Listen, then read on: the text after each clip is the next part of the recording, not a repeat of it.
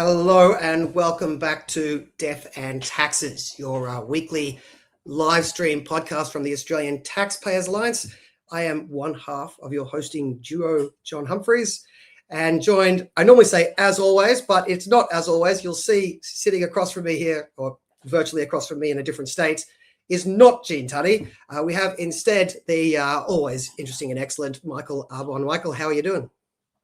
Good, thank you, John. Pleasure to meet you. Not as always, but as once before and now twice. So pleasure to join you. Well, although last time you were in as a guest, the special guest, the hook, the person far more interesting than the host. Now you're in as a co-host, so it's compulsory now to be slightly less interesting and stayed. I think I can rise to that standard. That's okay, John. Thank you. Rise to those lofty standards, indeed. So, by the way, by way of introduction, Michael, for the people who didn't see the last one, firstly, go back and find the last episode and watch that one. But Michael is a radio host and a staffer for Ralph Babet in the Senate. The great Ralph Babet, one of the most interesting, amusing, and often correct senators we have in this country. So good to have you. So the housekeeping stuff is we simulcast this to Facebook and YouTube via the Australian Taxpayers Alliance page, and also to X via my personal page. Wherever you're watching it, can I please ask you to give it a like, give it a share, send it around the algorithm. That helps us. And wherever you are, please go and follow us on those platforms. Please follow me. You can find the link to our guest, John Ruddick, as well. I'm giving away the punchline. You can find a link to all of the ATA and my personal pages down in the write-up below. Please go and give us a follow on those platforms. It really does help. We also take questions and comments as we go, such as this one from Pete Rothwell. Pete, good to see you again virtually. And so feel free to write something in, questions, comments, criticisms, anything you like. Throw a virtual tomato. We might put them up as we go. More likely, we save the big questions to the end and we try to address all the questions at the end. So that's what we've got.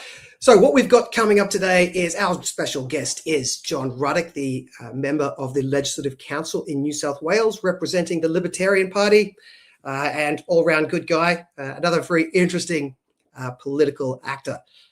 In this space. There's a lot of boring politicians out there. I think it's fair to say, Michael, your boss, Ralph Babet, and our coming guest, John Ruddick, do not fall into that boring category. They also very often fall into the correct category. So that's another good thing to be said about them. So we've got John Ruddick coming up. Then we're going to talk about, as usual, an economic roundup. We don't have Gene's roundup. Today we got Michael's roundup. So Michael's been thrown in the deep end there for an economic roundup. Interest rates, inflation. Then we'll get into politics. We're going to predict the South Australian state election, and we're going to have another little look at the descent of Australia into police statedom with our focus on New South Wales and the threat of them coming and knocking on your door if you've posted the wrong thing or if you've been watching the wrong live stream. So, be careful, people in New South Wales, if you're watching this. And then, of course, at the end, we'll talk about the ATA, Australian Taxpayers Alliance newsletter, where I talked about what riled up a few people, the coming recession. Although my point is, how should we deal with the coming recession if and when it comes? But we'll dive into that when it comes. So, having got all the intro stuff out of the way, let's bring on Mr. John Ruddick. John, how you doing? Very well. Very nice to meet you. I've been a follower of Michael Arbon on social media for some time. I haven't actually spoken to him before, so honoured to meet you, Michael. And of course, I know Dr. Humphreys very well, and nice to see. And I think we're seeing you this Saturday, aren't we, Dr. Humphreys? Yes, actually, that's a good excuse to put in a plug. I'll be speaking at the Libertarian, is it the North Shore branch or the North Sydney branch? North Shore branch, the glorious North Shore branch. At 4:00 this Saturday afternoon. Give me the venue again there, John. Okay, well, look, there's sort of two levels. So it's the Firehouse Firehouse Hotel in Walker Street, North Sydney. It's just near the train station, just near the metro. Now, at 4:00, we're having the standard Libertarian branch meeting, which is pretty laissez-faire. Dr. John is the guest speaker, and it's, it's not like your typical political meeting. It's more a sort of a group of mates meet at the pub and have a political discussion, but it's a bit of fun. Now, but then from that meeting will finish, 5:36. We'll stay there, have a bit of a meal, whatever, And then the results from South Australia will start coming in at about 7 o'clock New South Wales time. Now, I understand Mark Latham's going to come. Ross Cameron will be there. I'll be there. Dr. John will be there. Rob Cribb will be there. Now, I can't ever remember in my lifetime there ever being a South Australian election which was this exciting. But this is a big moment for the whole country. So everyone's welcome to come along. You don't need to RSVP or anything. We're libertarian, so it's all easy going. But we're basically just going to be sitting there watching the results from South Australia. All right, so Firehouse, which is North Sydney. So yes, I will be trekking down to Sydney town to speak at that event. So if you're around Sydney, and of course, lots of other fun guests. We'll fly Michael in from Adelaide as well. He didn't know about this until 4 seconds ago, but given the cheap price of jet fuel at the moment, I'm sure it won't be a problem to duck up at all. Yeah. But yes, come and join us. Come join us if you're in Sydney. So at this point, I normally tell everyone that you don't have to follow economics all week, because you can ignore it, because most normal people do, because they have lives. Because once a week you can come here and in 10 minutes get your roundup of all economic news that you actually need to know. Normally at this point I throw to Gene and he puts up some graphs. This time I'm going to throw to Michael, and I don't know, I don't think we have any graphs this time. But Michael, what has happened in the economy this week that people need to know about? Yeah, John, thanks for the 2 minutes notice. I appreciate it. It's been one of those weeks where the people in Australia have understood once again that the inflation genie is still out of the bottle.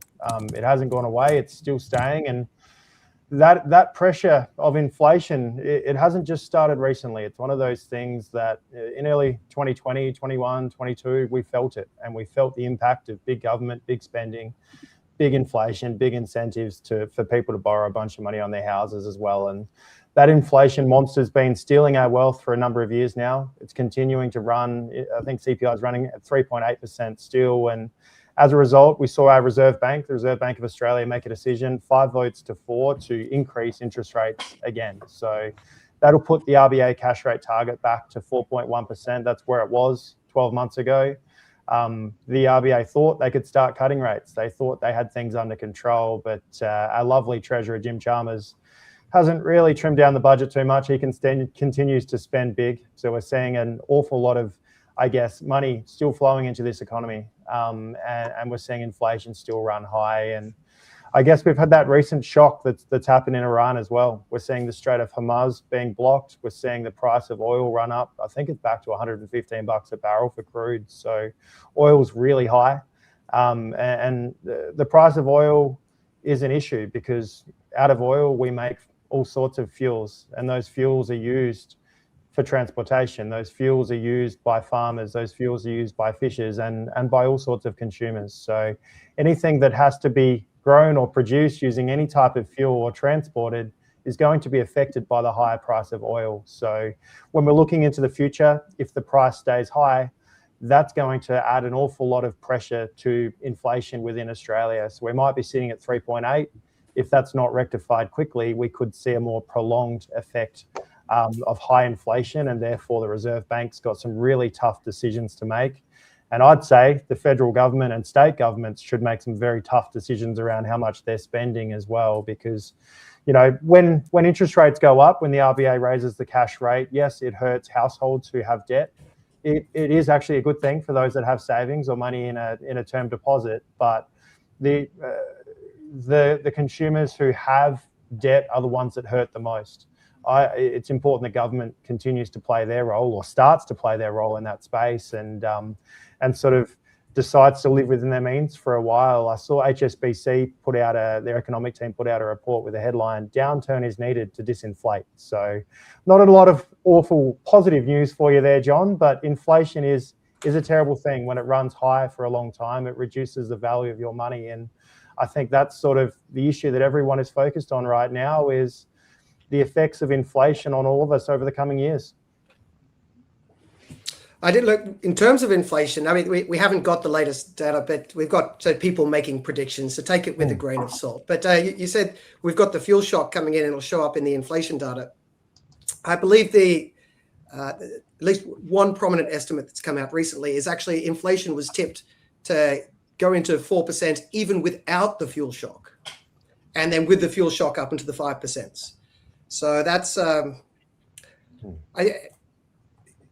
not the numbers we want to see. I think that's relevant because, as I discussed last week, I don't think you need to factor in the fuel shock impact on inflation when setting interest rates. So I don't know if other people are going to disagree here or whether it's worth recalibrating or reassessing that debate.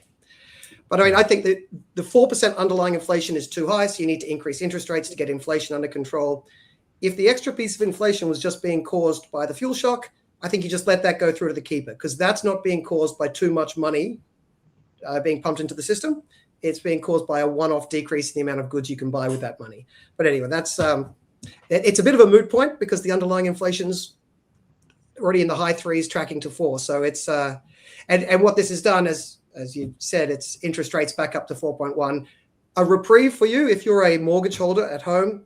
There is no RBA meeting next month, so you will not have a rate increase next month because it just literally can't happen. But there's already, the markets are suggesting another rate rise in May. So that's not looking pretty, especially as we'll discuss later.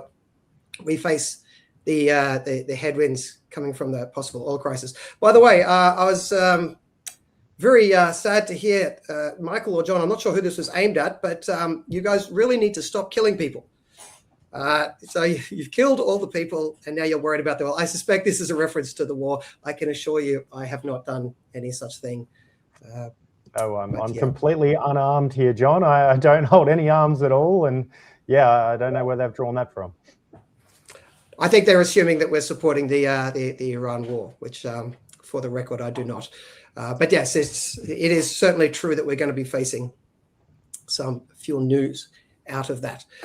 So you got anything on the economics there, JR, or should we just dive into the politics? Well, look, I would just say this, that, we were, if this economy prior to this Iran situation had been, growing at 3 to 4% a year and inflation was low, and deficits were low, we could have absorbed this shock. But the really, really bad thing is that all the indicators were already all bad.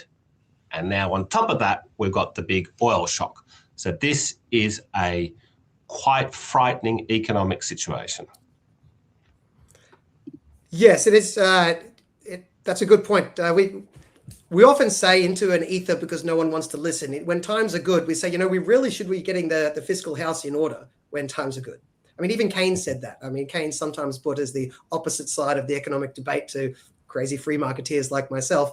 Keynes said, yes, spend a lot in a recession, but make sure you do the opposite when you're out of a recession.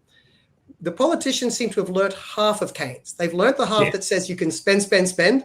They forgot the half where they said then you need to reverse that and run surpluses to pay it off when you're not in a recession. And we kind of get through because when times are good, if you're running a small deficit, times are good. No one's really paying attention. And then another crisis hits and we look around and go, oh shit, we forgot to keep money in the bank. Look, we're not there yet. We're not in a recession yet. There's still some question about whether it will happen. A lot depends on what happens in the Iran war. But if things go pear-shaped, we will wish we had listened to that frugal fiscal advice in years gone by. I got some good questions coming in already, although I think I might leave a bunch of them to the end. So interest rates going up, inflation going up. It's not pretty. That's the economic news of the week, the political news of the week. Look, we're going to get into a bit of this coming recession and the fuel shock, and I'm sure we'll get onto the Iran war in a second. But before that, in Australia, we've got a state election coming up this weekend. As you heard before from John Ruddick, we've got an election watch party happening in North Sydney. If you're in North Sydney, come along, join us on Saturday night. And it's the South Australian state election. Now, John Ruddick and I love to wax lyrical and talk about anything political, but neither of us are from South Australia. Michael suffers from that curse. So I thought I'd throw this to you, Michael. Tell us what's happened in the South Australian election that we might not have seen because we haven't been watching too closely. There's no curse here, John. We're free settlers. We weren't convicts. So, we've got that one over you. Did you know when South Australia was founded, we didn't even build a jail initially because we thought we were good people. It didn't take long until we definitely needed a jail very quickly. So there's no such thing as good people. South Australian Is that because election, you had migrants? This is a ripper. Yeah, I know, right? Was the jail because you had the jail was because you had migrants from New South Wales coming over to visit? It must have been. It couldn't have been our own people corrupted. No way. It couldn't have been that basic human condition. Anyway, so South Australian election. Finally, some focus on South Australia. This is exciting, but we have probably the most popular premier in Australia, in Peter Malinauskas. He's an incredibly popular guy, and he is expected to win this election in a landslide. And I think that'll still be the way it works out in the lower house. He's going to win the vast majority of seats. The Labor Party will. But what we have that's unique, that's not really been tested since Pauline Hanson polled really well back in 1998 in Queensland, is a massive third player that's polling incredibly well. So based off recent polls, which have been relatively consistent, One Nation is just pipping the Liberal Party for primary votes statewide. We don't have a lot of seat-by-seat polling. It's been very thin on the ground, but we know statewide, One Nation is in the mix and the Liberal Party is at its lowest point ever, sitting in some polls under 20% of the primary vote. So in the lower house, this is going to be very interesting to see how it plays out, because the Liberal Party on their how to vote tickets have put One Nation ahead of Labor in every single seat. And they've even included One Nation in their upper house ticket. So One Nation will be a primary beneficiary of the Liberal Party if they are able to outpoll in primaries the Liberal Party in a number of seats. Now, the most likely seats for One Nation to potentially be in the mix will be outer metro and regional seats. But the complicating factor with some of those regional seats is we have sometimes up to 11 candidates, including a number of quite popular independents running as well.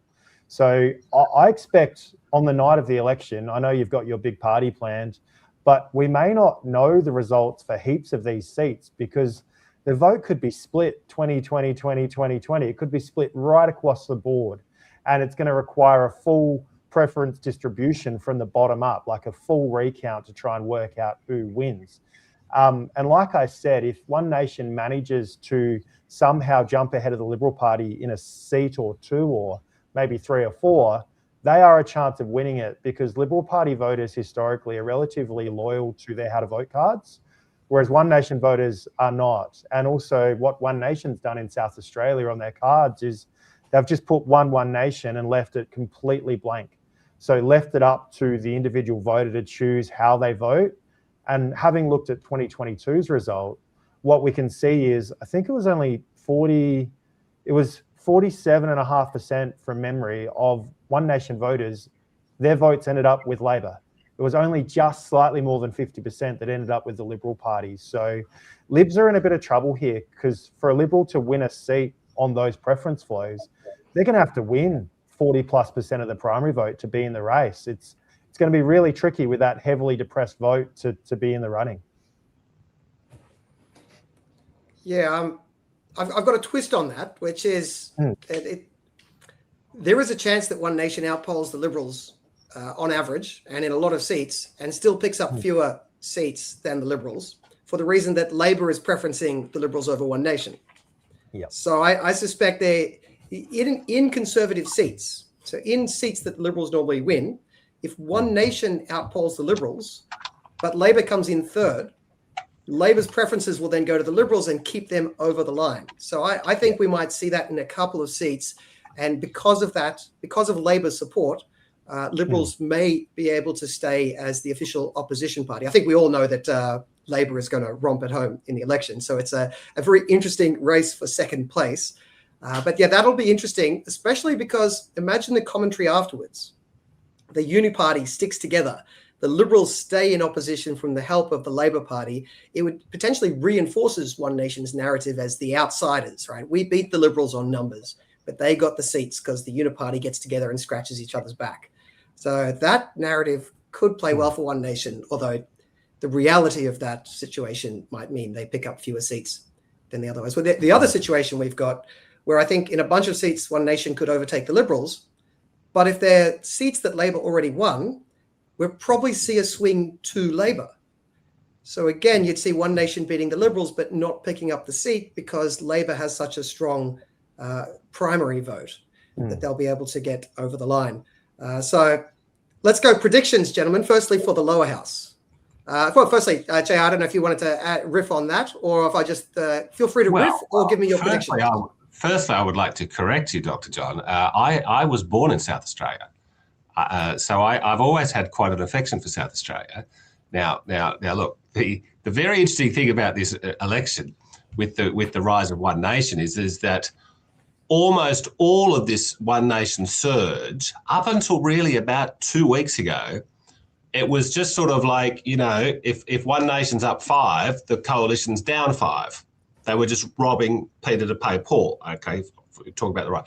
What's very interesting is that I think that that's sort of One Nation sort of tapped out as much as the Liberal National vote that they can get. I think the people that are holding on now for the Liberals Nationals aren't going to change. A lot of them will be elderly now. But the really interesting thing, and bloody good news for One Nation, is that now they are drawing votes from the Labor Party. That is what's happening. Now I've got a little graph here. I don't think I can put it on your screen, can I? Can I put a graph on in any way?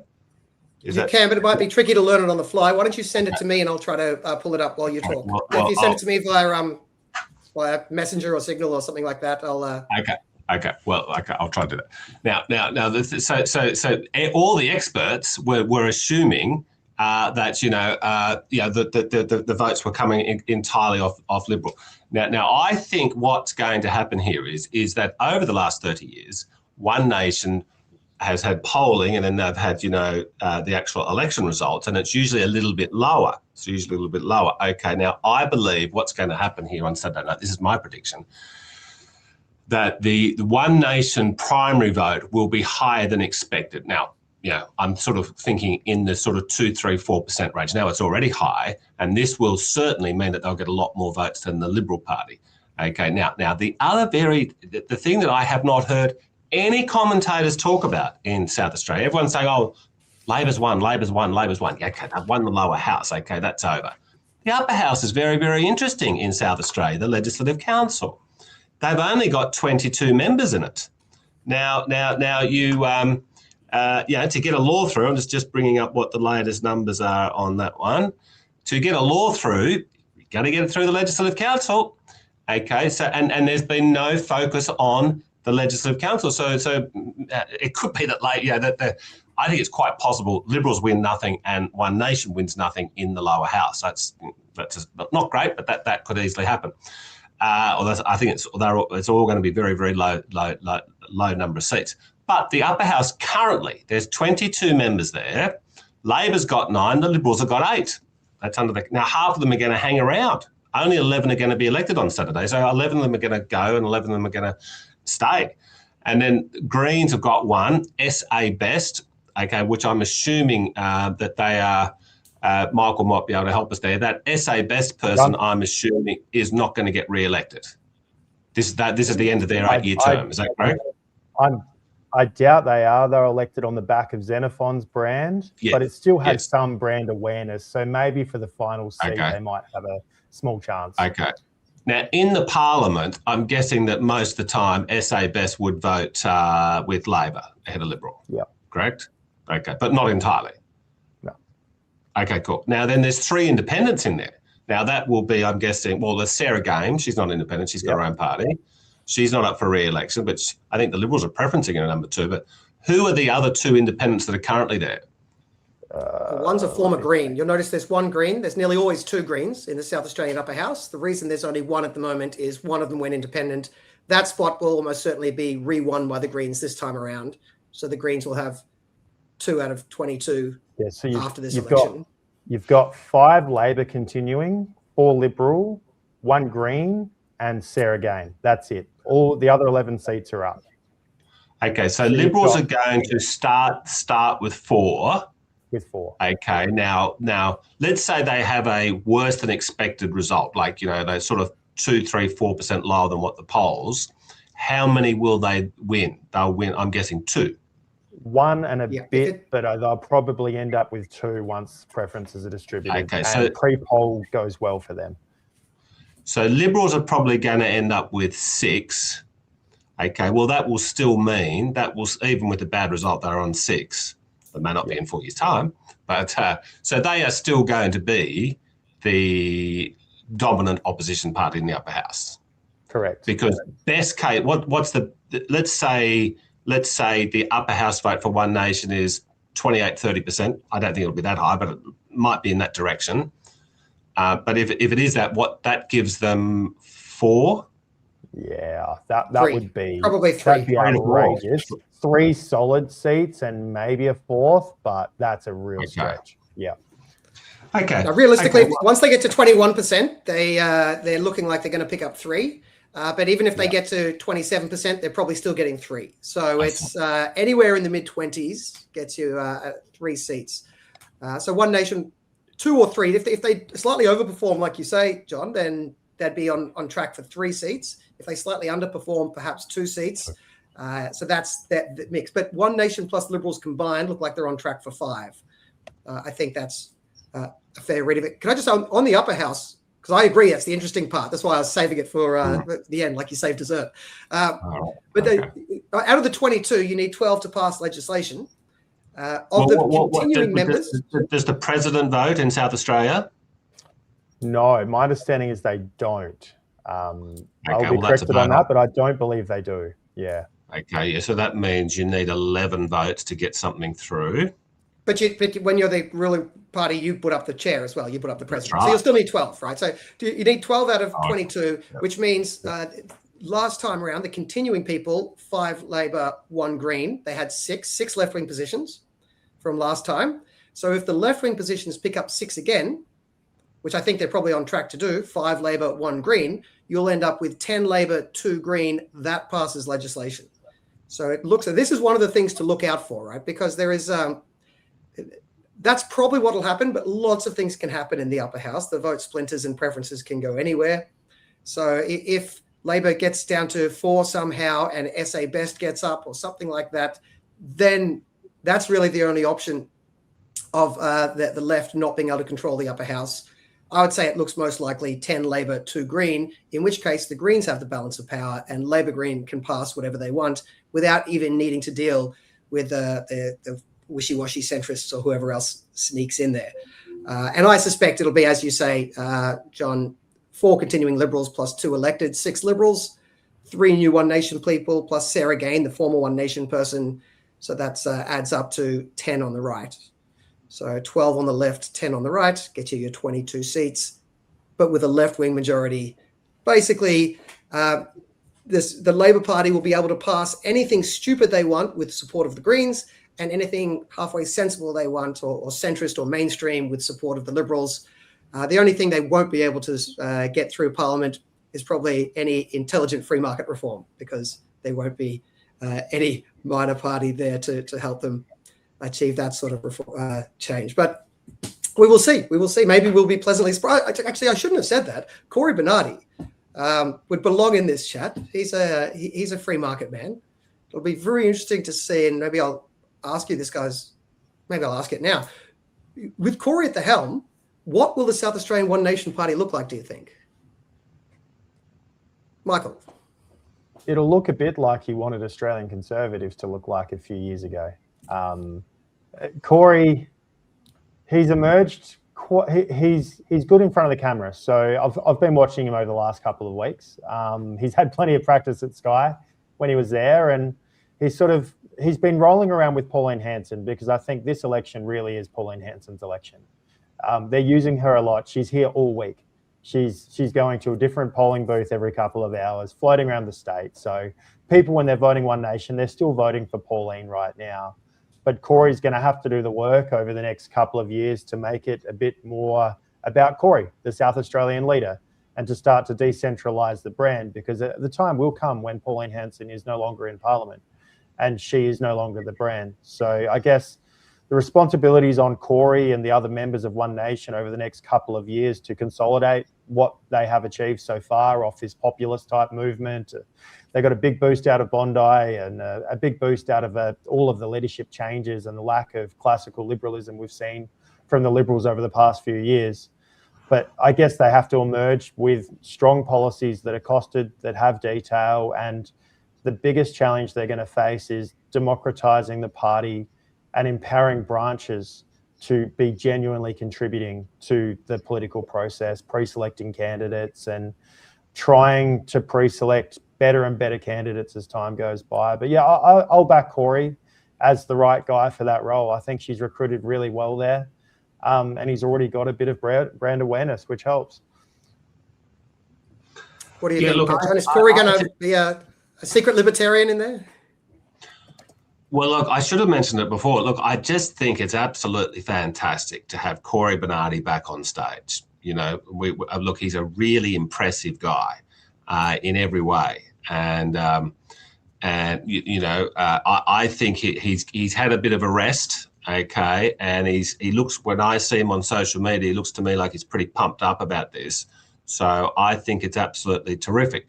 And look, he's been, in terms of his economic policies, he has increasingly, particularly since COVID, and Corey was one of the first public figures to come out and say, I think COVID's crap, okay, really early on, like February, March 2020, okay, so that's why I have a very high regard from him. But since the COVID psychodrama, Corey has often referred to himself, particularly on libertarian economic matters, as a libertarian, okay, so now that's great. Now, Michael mentioned, One Nation needs to bring about democratic reform. Look, I think that's been their biggest problem. But they did actually have a pre-selection, a plebiscite in the Farrer by-election, the federal seat in New South Wales. I tell you what, they've pre-selected an absolutely fantastic candidate. Really, really. If this guy was in David Farley was in the Howard government or something, he would have been a really senior cabinet minister. He is no idiot. He's a very, very, very accomplished guy, and with a real aura of leadership around him. And that's what a democratic result demonstrates. Well, it's no guarantee, but it definitely increases your chances of getting a star. By the way, you've segued. I do want to come back and actually pin you guys down for predictions on South Australia, but the mention of Farrer, Pete Rothwell put in a comment when we were talking about, when I mentioned before the different ways that preferences could end up with funny results. He mentioned it could be similar in the Farrer by-election, split between One Nation and Liberals and the Teal Independent. I think there's actually a chance the Teal Independent, they have a very real chance in that seat, which would be an unfortunate result. But well, let's start with predictions on Farrer then. I mean, I didn't warn you guys this, but what do you think? Where will it end up? The betting markets agree with you, Dr. John. The Teal is the favourite in Farrer. I do not believe it one little bit. You know, people in the country are about 50% more likely to know the name of their state and federal local MP. People in the bush, A, are obviously more conservative, and B, they follow politics, so they're not going to get tricked. It's going to be passed from person to person across Farrer. It already has, that this so-called independent is a Teal. Now, she's walking around wearing an orange T-shirt. Okay, dirty trick. No. The good people of Farrer will be way too smart to vote for a Teal. So I predict that. Do you want to know why Mr. Little Proud quit? He quit about within a day of there being a poll showing the Nationals are on 5%. Okay, he just couldn't bear it. Nationals are going to get decimated. Now, this, if there's any seat in Australia that should be National Party, it's Farrer. Okay, it's really, really rural, and the Liberals are going to go terrible. And I believe One Nation's going to win the seat. That's what I believe is going to happen. A little bit of pushback on that, and I'm curious how you respond to this. The seat of Indi is just across the New South Wales-Victorian border and has a very similar sort of voting public. And they continue to re-elect left-wing independents and have for like 15 years now. It's quite a remarkable trend.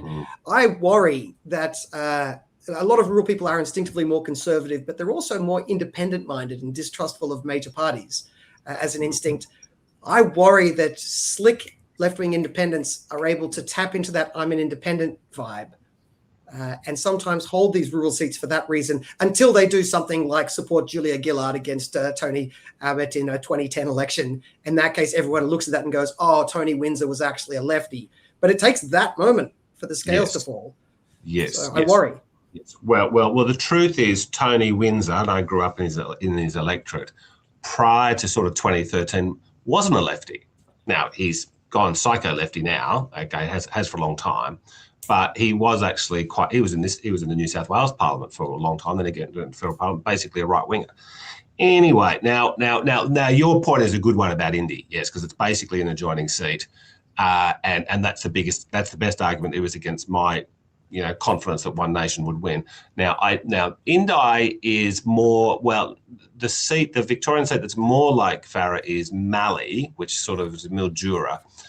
When you get to sort of like the western end of the Murray River, just before you hit South Australia, you are basically an outback. It is really, really arid, dry stuff. Now Indi is more, it's just more green. And there used to be, I think Bendigo's in it, and Bendigo used to be a big mining town, so traditional sort of Labor voters. So I don't think it's as similar as you think it is, but it's reasonably similar because, yes, it is basically a neighbouring seat. So if I'm wrong on the night, I'll be very, very, very, very upset with rural Australia if they fall for it, voting for a climate 200. I'll be very, very, very upset if that happens. And I don't think... Michael, what's your prediction? And Pete, if you're still listening, I'd be keen to know your prediction as well. Pete, put it in the comments and we'll bring that up in a second. But first, Michael. 10 months ago, Susan Ley held that seat with a 6% margin. So that's not that long ago. So I actually think the Liberals are still in this fight.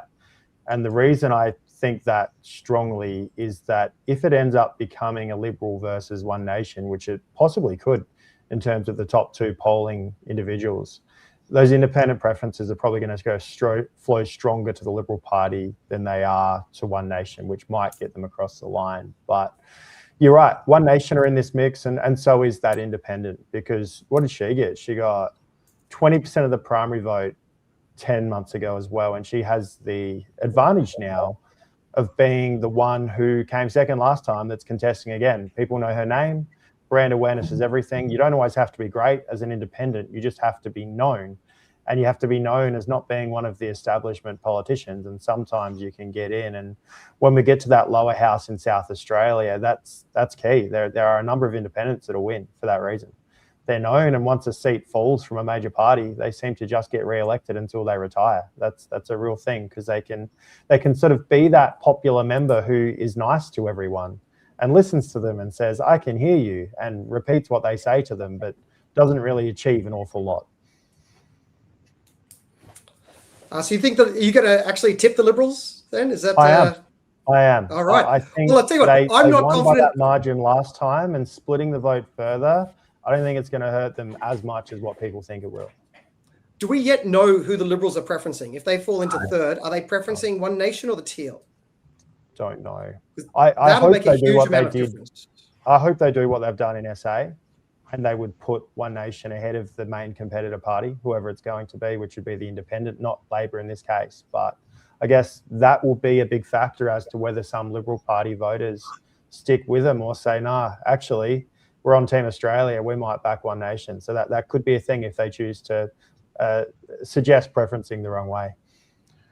All right. Well, I'm going to squib it then. I'm going to say I think it's Liberals come third, and either the Teal or One Nation, whoever the Liberal preferences wins. So that's where they'll go One Nation. They'll go, even if they how to vote. Michael made the point earlier that yes, Liberal voters typically follow the how to vote. True. But when there's a by-election and there's a lot of local focus, I don't believe the Liberal Party will be that stupid to preference the Teal over One Nation, but who knows? But even if they did, the voters will, I think a majority of them would still preference One Nation ahead of the Teal. I don't mean any disrespect to my Liberal friends, but you could lose a lot of money betting on intelligent decisions from the Liberal Party. So that's... I don't know if Pete put in his prediction down here. Yes, he did. All right. Sadly, I think the Teal will win. One Nation would need close to 40% primary to do it. And there's a big city vote in Albury. I don't know if Albury gets to be called a city, but that's a different question, which is more likely... Which is more like Indy or more likely independent? I hope I'm wrong. Yeah, all right. So that's a very split table. Look, not knowing what the Liberals are going to do, without that, I'll say Teal as well, so that the three of us all have three different predictions, and then one of us has to be correct. by the end of the night. So, all right, back to the South Australian predictions then. Let's go quickly through the lower house. There's 47 seats. I'll just ask you, of the 47, how many do Labor win? And then does One Nation win any? And if so, how many? So, Michael, starting with you. I reckon Labor are going to sit around probably 38 will be my guess. And One Nation to win any? You'll have probably 5 independents. What does that get us to? I guess just to 43. You'll have the Libs hold on to maybe 4, and then 1 to One Nation will be my guess. You've added up to too many seats there, Michael. But too many. I'll take 1 off the independent. Yeah, I was doing it on the fly. So maybe 4 independents, 1 to One Nation. It could be as many as 3 or 4, and it could be 0. But I think it'll end up around 1. I'm assuming this will be the real test for South Australia. So for the Libs to win seats historically in SA, they had to get a primary vote pretty high, high 30s, low 40s as a minimum to ensure they can get across the line and win a seat. If One Nation are only polling sort of mid 30s, can they get preference flows from other voters? Are you One Nation or absolutely not One Nation? Or is there people in the middle who will still put them second or third? I don't think we've proven that yet. So that's going to be the big test for SA. And JR, how many Labor? Well, look, I don't claim to have that level of granular detail. Okay, so I'll just sort of I think that my hunch is Liberals will win 2 or 3. My hunch is One Nation will win 0. But I think that the Labor vote will be less than than the polls expect by 2 or 3. And I think the One Nation is clearly going to get the second highest vote in the state. And I think in 4 years' time, I think that there'll probably be One Nation will probably start to win seats at that point, but they're certainly going to have a big moral victory in becoming the moral opposition leader post this. And then they've got, the fantastic Cory Bernardi, who's going to be effectively, in many ways, the opposition leader. So my prediction is a surprise on the upside that Pauline will go better than expected. And look, I want to put it on the record. I think it's fantastic. We need a wrecking ball to blow up the Liberal Party. Okay. And I believe that no one knows how this whole process is going to unfold over the next 5 to 10 years. But I do have a feeling that in 5 to 10 years' time that there will be some type of big historic reorganisation on the right under a very democratic model like they have in Canada and the UK now in many ways, but where the members will get to vote for the parliamentary leader. And that'll be, that's a no-brainer. But we ought to really, truly be a democratic party. The Senate candidates and the upper house candidates need to be elected at a convention of all the members in that state. There might be, 50,000 people there. So look, I want to be a senator. Vote for me because I want to privatise the ABC, end global warming, and stop the trans insanity. Whatever, stop the war. And people, it'll be about policy. And then also for lower house candidates, I think that people have to be elected by US-style primaries. Now, that's where we're going to end up in 5 to 10 years' time. Now, the Liberal Party has, on balance, been a very, very, very good political party over people say the Liberal Party started in 1944. It's crap. Started in the 1890s, okay? It's just the same organisation, same constitution, same personalities, just changed its name a few times, okay? Now, on balance, that organisation has been good for Australia.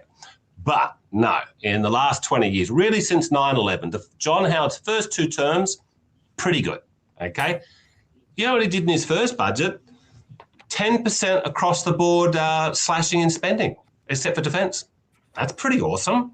Okay, and then he did, not a big fan of the GST, but he did good standard Liberal Party stuff in his first 2 terms. 9/11 happened. A lot of bad things have happened as a result of 9/11, and one of them, not the biggest ones in the world, but one of them is that the Liberal Party just completely lost its way on good economic management. So they're not going to change. We need radical change, and I think Pauline Hanson, you're doing a great job. All right, I'm going to. The first thing I say, a lot of that was a very subtle reference to a book plug. And if you haven't read it yet, go out, Google and find Make the Liberal Party Great Again by John Ruddick. There it is there. Make the Liberal Party Great Again. Which you have read, Dr. John. Thank you. I haven't. I enjoyed. I was thinking halfway through there, you may need to come out with a revised edition, make One Nation great again, and make everything. Just change the name to each of the potential right-wing parties. But yes, it's a good read. The viewers can get the book on my website. You just download the PDF. You don't even need to give me your email. The more people that read the book, the better. Yeah, I think it is great advice to how to run a major party. So I think it would improve the quality of major parties if they took some of that advice on board. Going back just quickly to round out the predictions for South Australia, JR squibbed on not giving a number for Labor. I'm going to say they win slightly fewer than what Michael said, just a couple fewer, maybe about 36 ballpark, maybe the mid-30s. I think Liberals will stay the opposition, getting 4 or 5. One Nation will pick up a couple, but they 1 or 2. Something like that. But I do think One Nation will outperform the Liberals in the upper house, potentially getting that 3rd spot. So it would be like this election would mark kind of the halfway mark in the transition from Liberal to One Nation. Then the big question, which we've asked before on this show, can One Nation sustain this momentum? And that is a very open question. And I'm not like throwing shade or hate on One Nation. I hope they do well, but they don't have a great track record at maintaining momentum. So this is a lot will come down on whether Corey can hold that party together and keep that party aligned with Pauline and the Queensland division. And we will see, I guess. If they can do that, I suspect they'll become they'll either merge in with a super party that's all read John Ruddick's book, or they will replace One Nation by the following election. But the $1 million question, can they hold it together? I have no idea. Just really quickly, because I want to move on to the next topic. So I want to get JR to talk about this next issue. But just like a one-sentence answer, boys, will they hold it together? After this South Australian election, let's assume One Nation ends up with 4 or 5 people in Parliament. How many will One Nation still have? Let's say there's 5, right, to make the maths easy. If they get 5 people elected, at the end of a year or two, in a couple of years' time, how many will still be One Nation? What do you think? Are they going to hold 5. it together or split? Okay. 5. It's a new era. It's a new era for One Nation. Okay, all the experts who've been following them for 30 years, they've got a mountain of evidence to say, oh no, people get elected, then they fall out, whatever. Okay. I think this is a new chapter in the story of One Nation, and you're attracting people like Barnaby Joyce, former Deputy Prime Minister, Corey Bernardi, others. I think that I don't think it's going to be a problem, and every expert pundit I speak to says, that's what's going to happen. I said, no, I don't think so. Yeah. Michael? I'm slightly less optimistic. There will be some bleeding because there's competition out there. They're not on their own on this side of politics. There are other parties who will be trying to entice people across. There will be all sorts of games played. But what they are doing is they are smashing that Overton window and forcing others to catch up now. It's like, shit, we dropped the ball. What do we really believe in? We need to now play catch up on One Nation. So I do, like John, I'm very thankful for what they're doing in terms of creating an element of chaos, because out of chaos, I hope emerges some form of clarity around political philosophy. I think that is, sorry, it's not a one-line answer, but I think One Nation do have to define what they truly believe in and what their political philosophy is now, because they are a big player and they have policies. And their policies seem to somewhat be cohesive, but they're not all the same philosophy. So I think they also have to do the hard work of putting together their own version of a we believe statement, so we know that what One Nation policies are going to align with. It's not a bad idea. I'm not going to give an answer to whether they'll hold together. I will say though, I'm dodging my own question. Look, I think this is a sliding doors moment. This is the reason I've been looking forward to the South Australian election and then the Victorian election, and I guess the 6 months after both of them. Because I think we're at a sliding doors moment to answer, is it the same One Nation, or have they basically become a major party with the internal attitude and the ability to hold together like a major party? And I don't know the answer yet, but the answer to that is going to be very consequential to how politics works over the coming 5 to 10 years. Right. So if John Ruddick's right, and this is a sliding doors moment and they are a new type of party, then all of the old rules are out the window and we need to reassess how politics works. If, on the other hand, in 6 months' time, we've seen a couple of defections and big internal civil wars because they don't yet know exactly what it is they're rallying behind, it'll be the same one nation, and that'll be unfortunate. But I don't know the answer yet, but this is why. Look, the most interesting thing for my mind about the South Australian election isn't the election. It's the 6 months afterwards when I see what happens to the one nation members of parliament. And I will look with interest. Look, JR, I just wanted to give you a chance to respond to one of these comments coming in here. Not one of your biggest fans here, but someone that's accusing you of being okay with the Trojan horse of immigration and multiculturalism. Now, I suspect that's not quite a fully accurate summary of your opinion on immigration and multiculturalism. So I didn't know if you wanted to take that one on.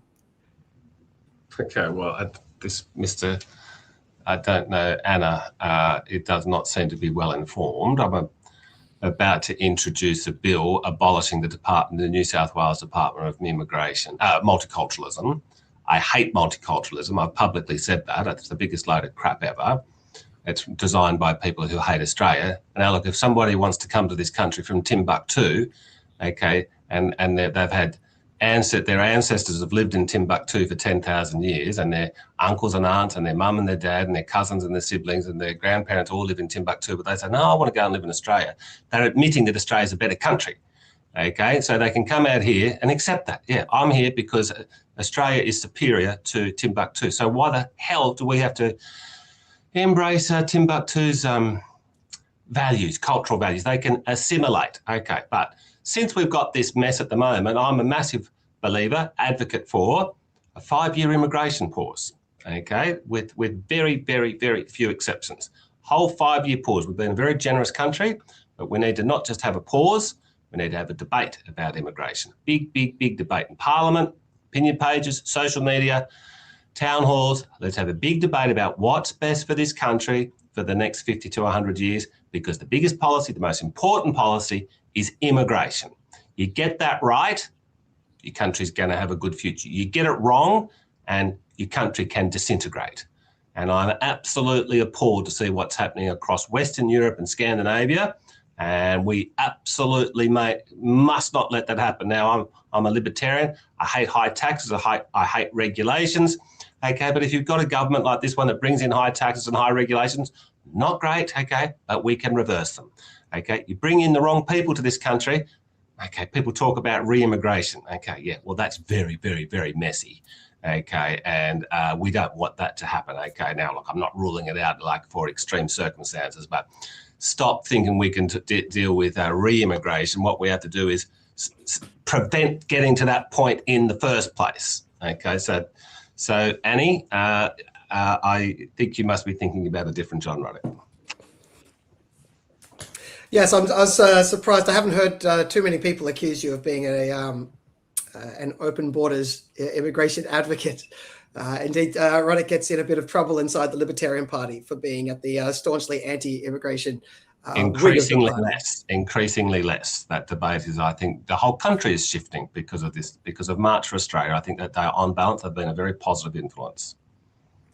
Well, you got one piece of negative feedback and one piece of positive feedback from that response. Yes. JR, just keeping you on the hook before you get called away. By the way, context, John Ruddick is in Parliament House at the moment. If there are bells ringing in the background, he has to run off and go and vote on some way for the New South Wales government to steal more of our money or take more. Oh, you have? You're free? Yes. Okay. Takes away the excitement. But anyway, I did want to ask you about a speech you gave in New South Wales Parliament last night, where you talked about, well, maybe I should just throw it over to you. I think it's the risk of the rising police state in New South Wales, but I won't steal the thunder too much. Can you tell us about what you said last night? Okay, it feels like almost every week that this Parliament sits, Chris Minns, who Mark Latham calls Ho Chi Minns, and I like it. Ho Chi Minns every week dreams up some new law to restrict free speech, like, or do something to make Big Brother bigger. Happens every week. What happened today? He wanted to introduce some bill so that, like, you know, if somebody records somebody without their consent, that's inadmissible. If there's a confession of a crime or something, it's inadmissible. Okay, now that's a good thing, right? Minns is basically trying to throw that out the window. No, go and dob on your mate. Go and get your mate to say that he stole some money off his grandma and that we can go and put him in jail. But Chris Minns is doing this every time, okay? Every day we sit now. So the speech I gave last night was about we've all seen in the UK and Germany and Western Europe that there's these door knocks from the cops. Oh, hi, and there's some idiot, 22-year-old female copper, overweight half the time. And they say, oh, we've seen your social media post. We've seen your social media post. Okay. And now what's happened is that Chris Minns, Ho Chi Minns, has now introduced the same legislative apparatus so that we can now start doing the door knocking in New South Wales. Now, why hasn't it started? Thank God it hasn't started. Well, it hasn't started, okay, because I think they've got plans to do it because they've just created a new section of the New South Wales Police with 250 cops in it. And they're frontline cops. Then there's about 30 admin staff on top of that. 250 cops. And Min says this new cop force is going to be out there to 24/7 high-tech operation. They're going to be monitoring social media posts, of course. But what Mr. Minns is saying, Ho Chi Minns is saying is that these police, their job is going to be to stop public protests getting violent. Okay, cool. How many times will we have a violent public protest in this state? At most, it'd be half a dozen times a year, at most. There would be many years where there's no public protest violence, okay? So we're going to have 250 full-time cops looking after protest violence, okay? So what are they going to be doing the rest of the time? Well, he's told us it's going to be a high-tech 24/7 force. They're going to be reading social media, okay? And then they're going to go around and door knock. Oh, Mr. Smith, you said something about multiculturalism on Instagram, and we'd like to question you about it. Now, this is happening 10 times a day in the UK. And the weird thing is, this stuff all started under the Tory government. Starmer's actually rolled it back a bit. Left-wing Labor has rolled it back a bit. And it probably peaked around COVID, but in the George Floyd disaster. But in the last sort of 6 months, we haven't seen as many examples on social media of people getting a knock on the door. Okay, but Minns has just sent a delegation of cops to Britain and Germany to learn best practice anti-hate speech rules.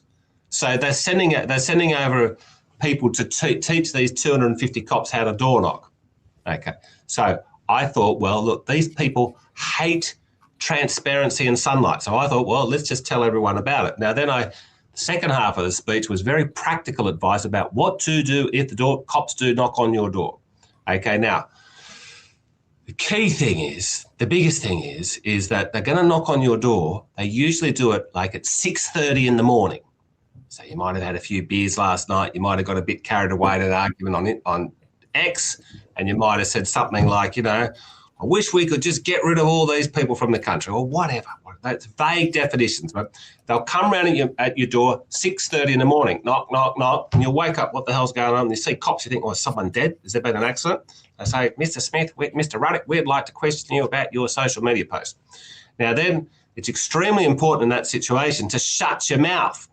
Just say, okay, and they'll say, are you John Ruddick? You say, yeah, you confirm that. Just and then before you go on, I should add here, none of this is official legal advice. Seek your solicitor. This is a discussion, but please go on.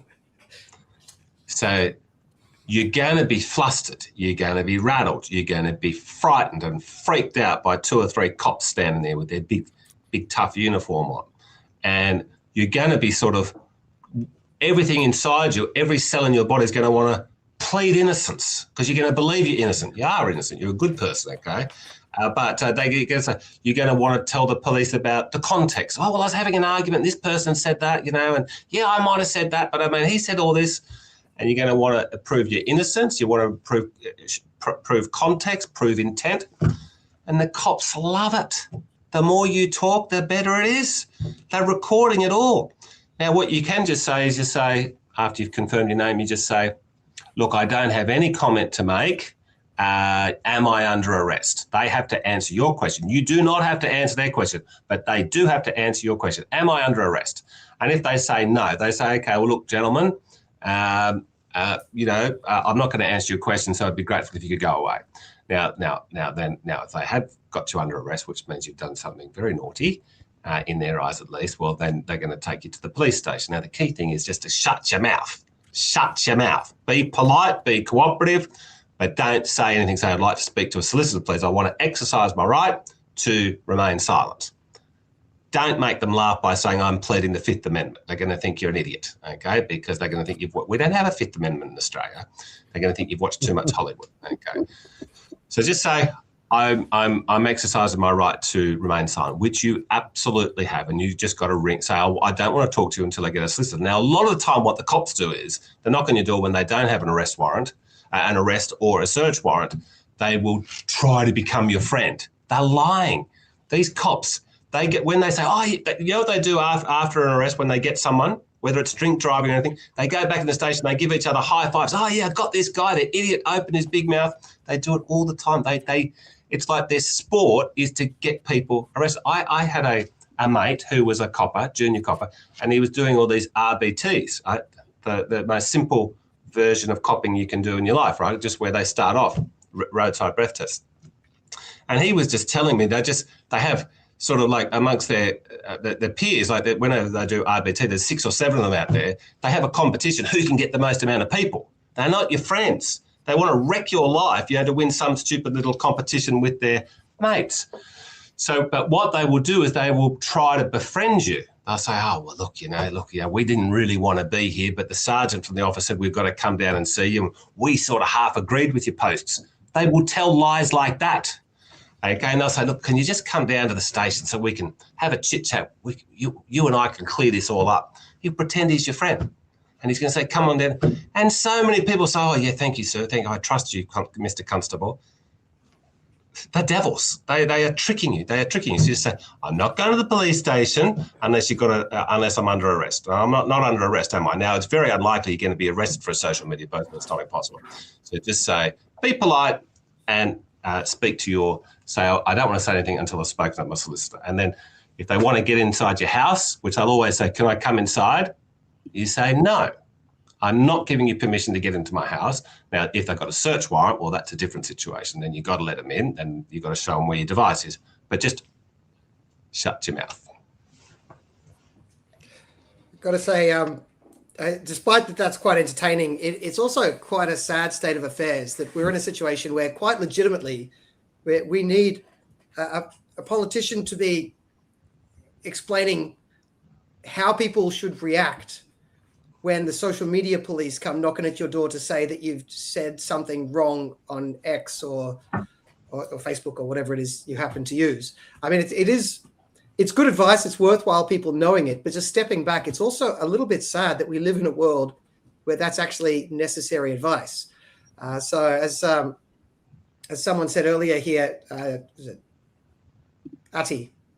Yeah, I don't want Australia to turn into the UK. And I agree. And I hope we don't end up going this way, but it is better to be prepared and not need it than to need it and not be prepared. So useful things to think about there for those listening at home, especially if you're stuck in a state that now has 250 spare police officers who are given a lot of fancy high-tech equipment and don't have much to do. You may be in the firing line. So, yeah. Look out. And if you should go and check out that speech, by the way. John, where can people see that? On your X account, which is linked under this in the cliff notes for this episode. I think it's on most of the major platforms. Okay, it is a very it's a worthwhile speech to go and have a look at it. So one last thing, just quickly. Actually, no, I'm going to skip that. I want to maybe we'll come back to it accidentally at some stage, but I want to get into now the ATA newsletter. This is the last piece of meat we get into before we go to your questions at home. And I see there's been some good questions coming in. I see you, Taya. Taya's in the chat with a question. That's a question for you, John. We'll get to that in a second. But first, I want to give a summary. If you don't know already, the Australian Taxpayers Alliance puts on this podcast, helps keeps the lights on, taxpayers.org.au. Go check it out, see our campaigns. If you have a few dollars, please consider becoming a member. It's only a couple of bucks a month, and it keeps things rolling. Realistically, we keep everything not behind a paywall, so you can access nearly everything we do without becoming a member.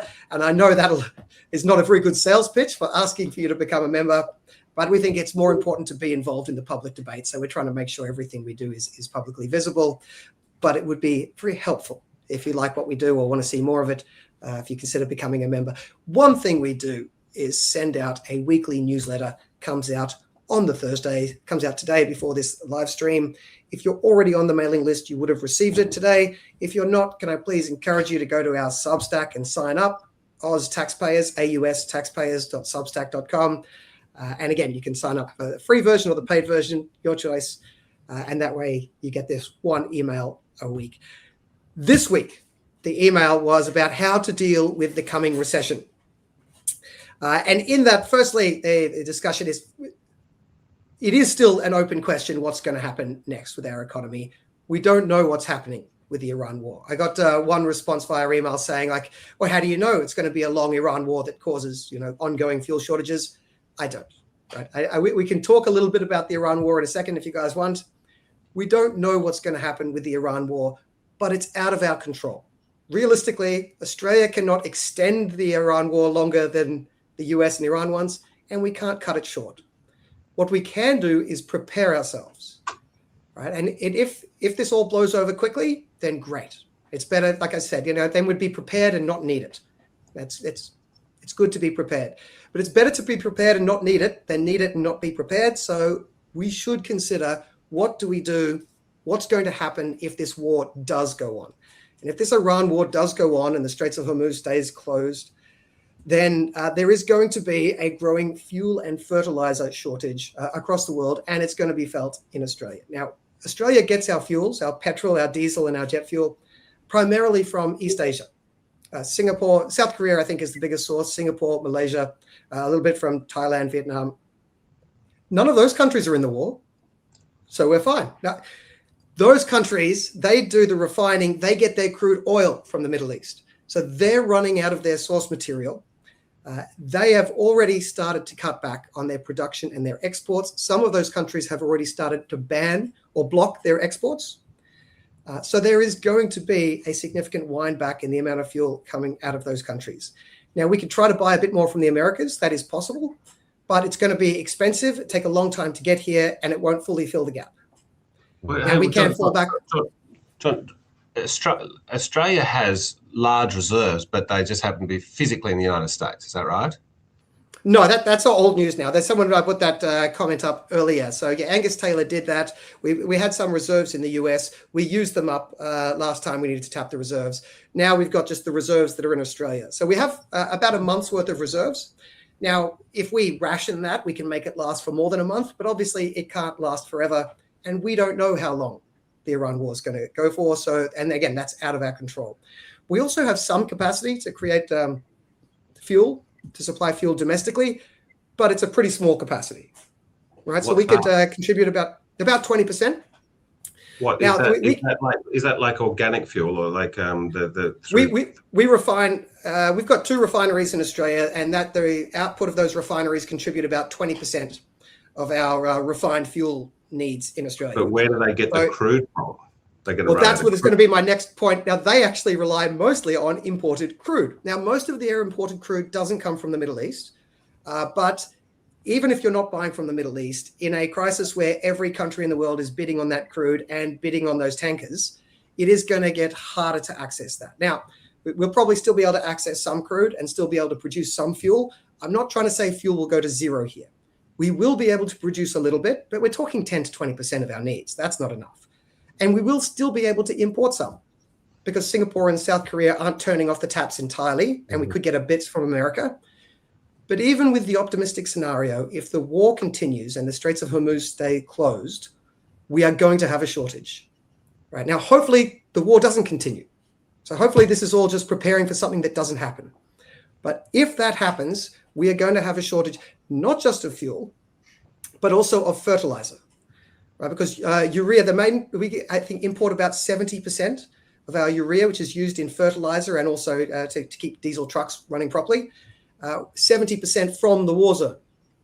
And our backup option for urea and our previous supplier is China. And China has banned exports of urea to increase their domestic stockpile at the moment. So that's going to be the shortage of fuel and fertilizer, if the war continues, is going to be pretty unavoidable at some point. And then we're going to just have to face the reality of what to do. Now, that's by way of scene setting. My question is, we should start thinking now about what comes next. Because I don't think the government has a track record that shows they make careful, nuanced, wise decisions when they're under pressure and in a crisis. Right? I think they've consistently shown they fail that test. So perhaps if we start thinking this through earlier, before the shit hits the fan, we might be in a better position to push back against stupid policy when it happens. So a couple of things that the government is probably going to do that we should be aware of isn't going to work. One is you will inevitably hear calls for stimulus spending. And this is going to be politically popular. All of the fake economists in the media are going to be talking about it with a very serious face on, using words they don't understand. Look, stimulus spending is a pretty ineffectual policy at the best of times, but it doesn't work in a supply crisis. Right? The theory behind it is if a recession is caused by sort of a lack of money, you pump more money into the system. This coming recession, caused by a lack of fuel and fertilizer, production goes down, prices go up, transport industry is hurt, mining industry is hurt, agricultural industry is hurt, tourism industry is hurt, airline industry is hurt. That recession is caused by a supply shock, not a lack of money, but it's a supply shock. And that can't be fixed by just throwing more money into the system. And this stimulus is going to be there's going to be a high incentive to do it. Everyone will be calling for it. Everyone will want a handout. The politician will think, look, I look busy. It's what Kevin Rudd did during the GFC. I give out money. I look busy. I look like a great authority leader, and I get to buy votes at the same time. It is bad policy. It will not work. It rearranges decades in the economy. It takes money from one sector and gives it to another. But the recession is not caused by a lack of money in the economy. It'll be caused by a supply shock. You can't fix it by just throwing money into the economy. You can only rack up billions of dollars more debt, leave that to the next generation with all of the interest payments that have to go on top of it. So that's the first thing. We need to start now saying, when this recession kicks and everyone starts calling for a stimulus package, no. Right? A stimulus package is not the answer. Likewise, some people will say we need quantitative easing, the RBA should cut interest rates to zero, print money out the wazoo. Basically the same argument. Right? If the recession was caused by a lack of money, perhaps, right? But this isn't one of those situations. This is a supply shock. So we're already looking at inflation running above trend. If we were to then just try to throw lots of cheap credit into the system, it's just chucking money into the system, again, it won't fix the underlying problem, so it won't help us, but it will put further pressure on inflation. Cost of living, food will go up even more, your rents will go up even more. All right, so those policies are going to be very appealing in the heat of the moment. But I'd warn you now that we need to steer clear of those two. The third policy that I warned against, and this one's going to be more controversial, is there's going to be a lot of instinct towards price controls. When petrol prices start spiking, diesel prices start spiking, food prices, a lack of fertilizer could significantly impact food yields, and then expensive trucking, a shortage of diesel and a shortage of AdBlue, which is the urea-based thing you need to add to the diesel trucks to get them moving.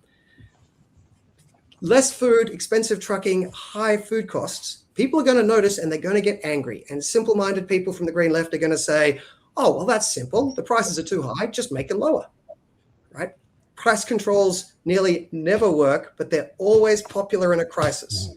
So let's think it through now, work out that it's the wrong thing to do now so that when the crisis hits, we are not tempted.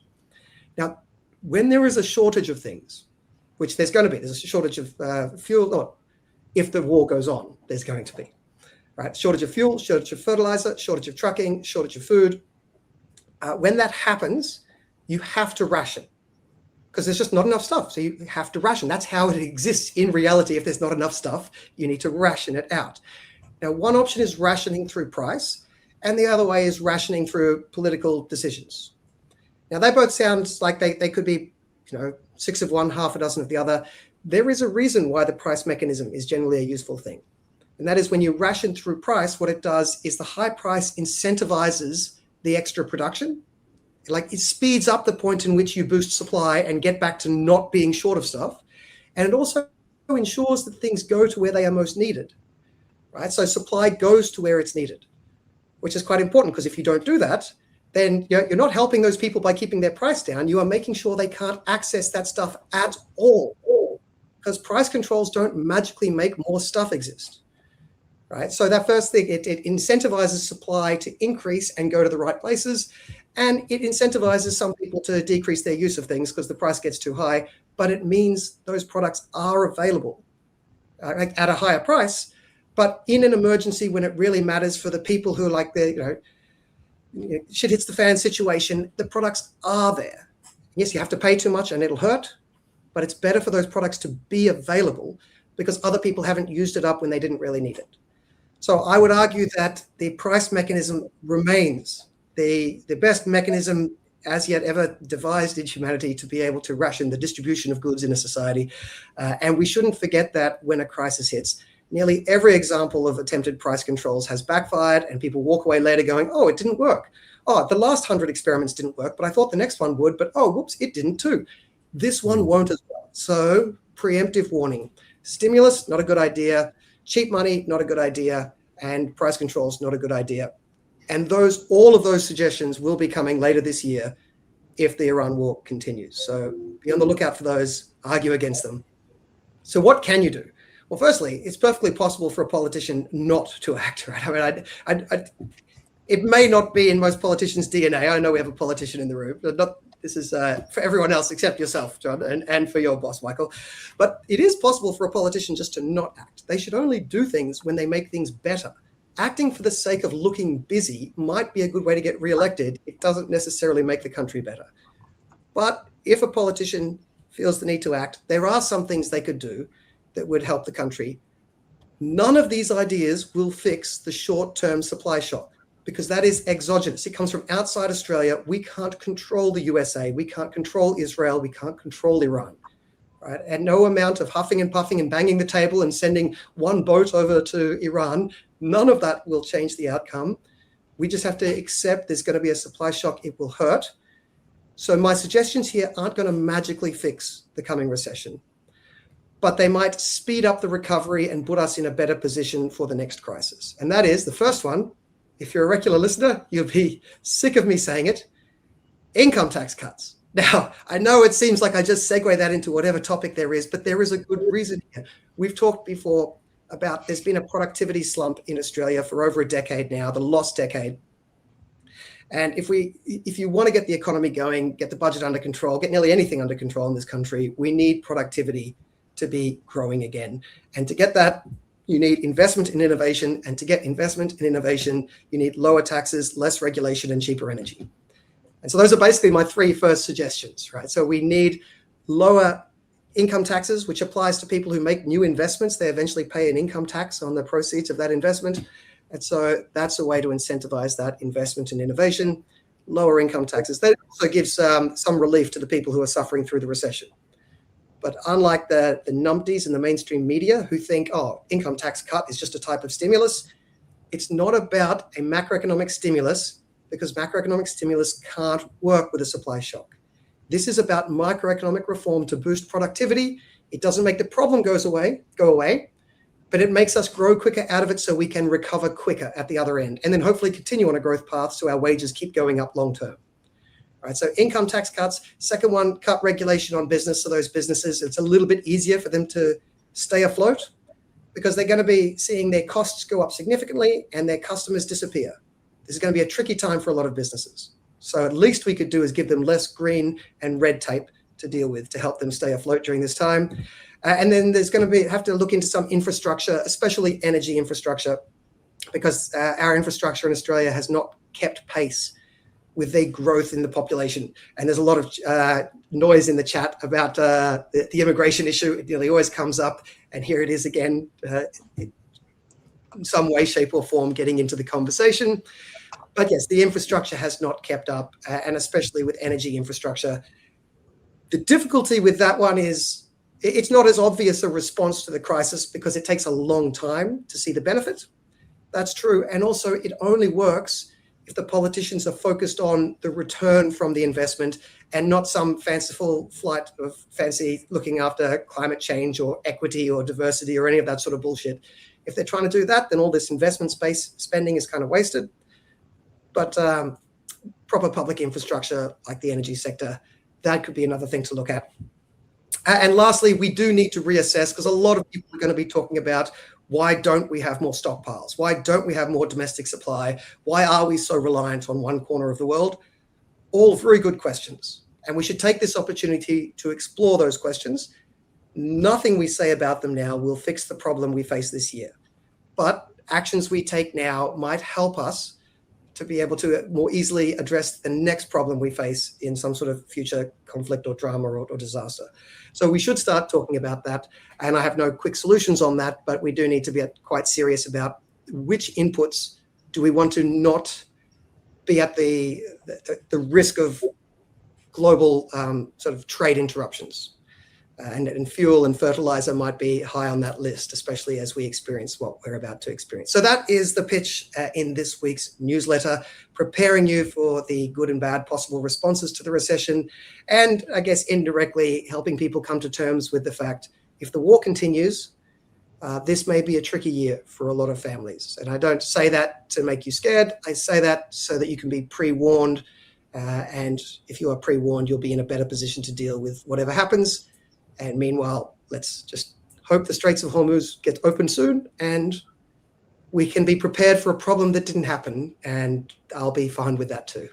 So what do you think, gentlemen? Let's go with John. Did any of that rant make sense to you? What did I get wrong? And I think you have a extraordinary gift, Dr. Humphreys, to communicate, economic principles and, thinking to the common man, and I thought that was brilliant. And I'm sure there's a lot of people watching, so I'm sure that they all enjoyed that. Now, your words were as brilliant as they are frightening.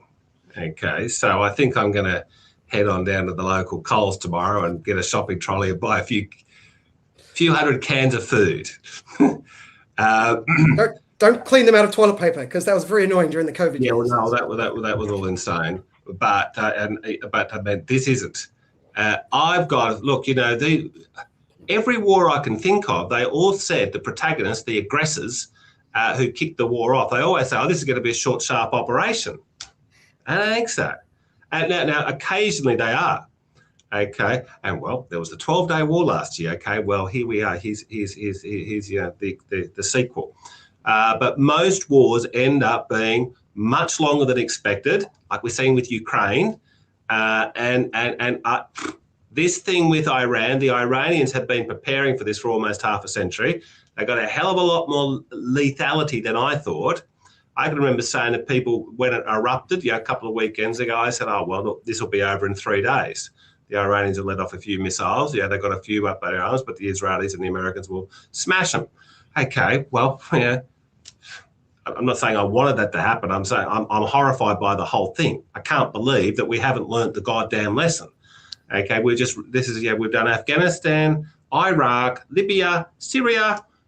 We could add in Ukraine, but we won't add in that one. And so, here we are doing it all again. I can't believe it. I can't believe our political leadership is either that dumb or that corrupted.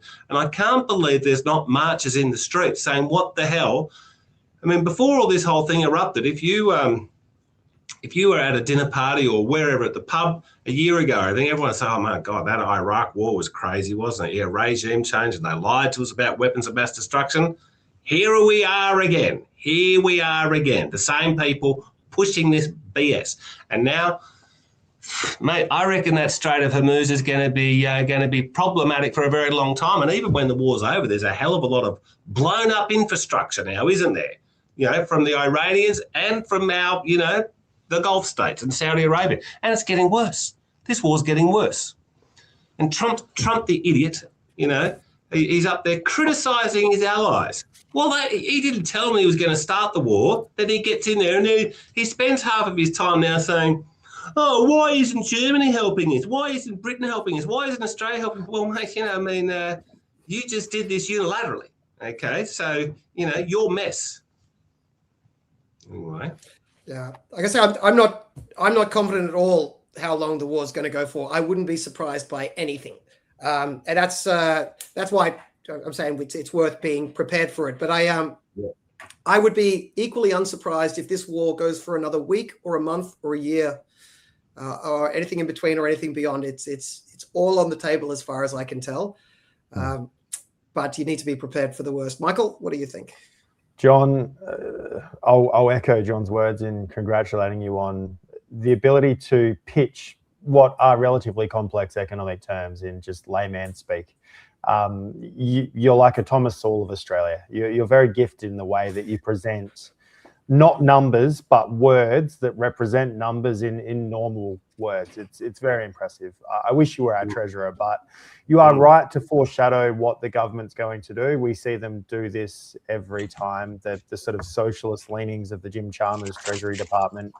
They're going to want to try and control things, and they're going to want to be seen to be doing things, even if they know those things won't amount to material outcomes. And I think we as a population have been conditioned to ask the government to fix our problems too. And that's part of that big problem, is that we call for it en masse. The Australian people are like, what's the government going to do to save me? Well, the reality is the best thing the government can do to save you is to actually get out of your way and let you adapt to this circumstance, because the ability of human beings to adapt to circumstances like this is amazing if government regulation, taxes, and various other disincentives aren't in their way. And what you've pitched there in terms of your problems, but also your solutions, are excellent. We will see our government. There's a lot of pressure on them at the moment in terms of cutting fuel excise and GST and things like that. That's excellent.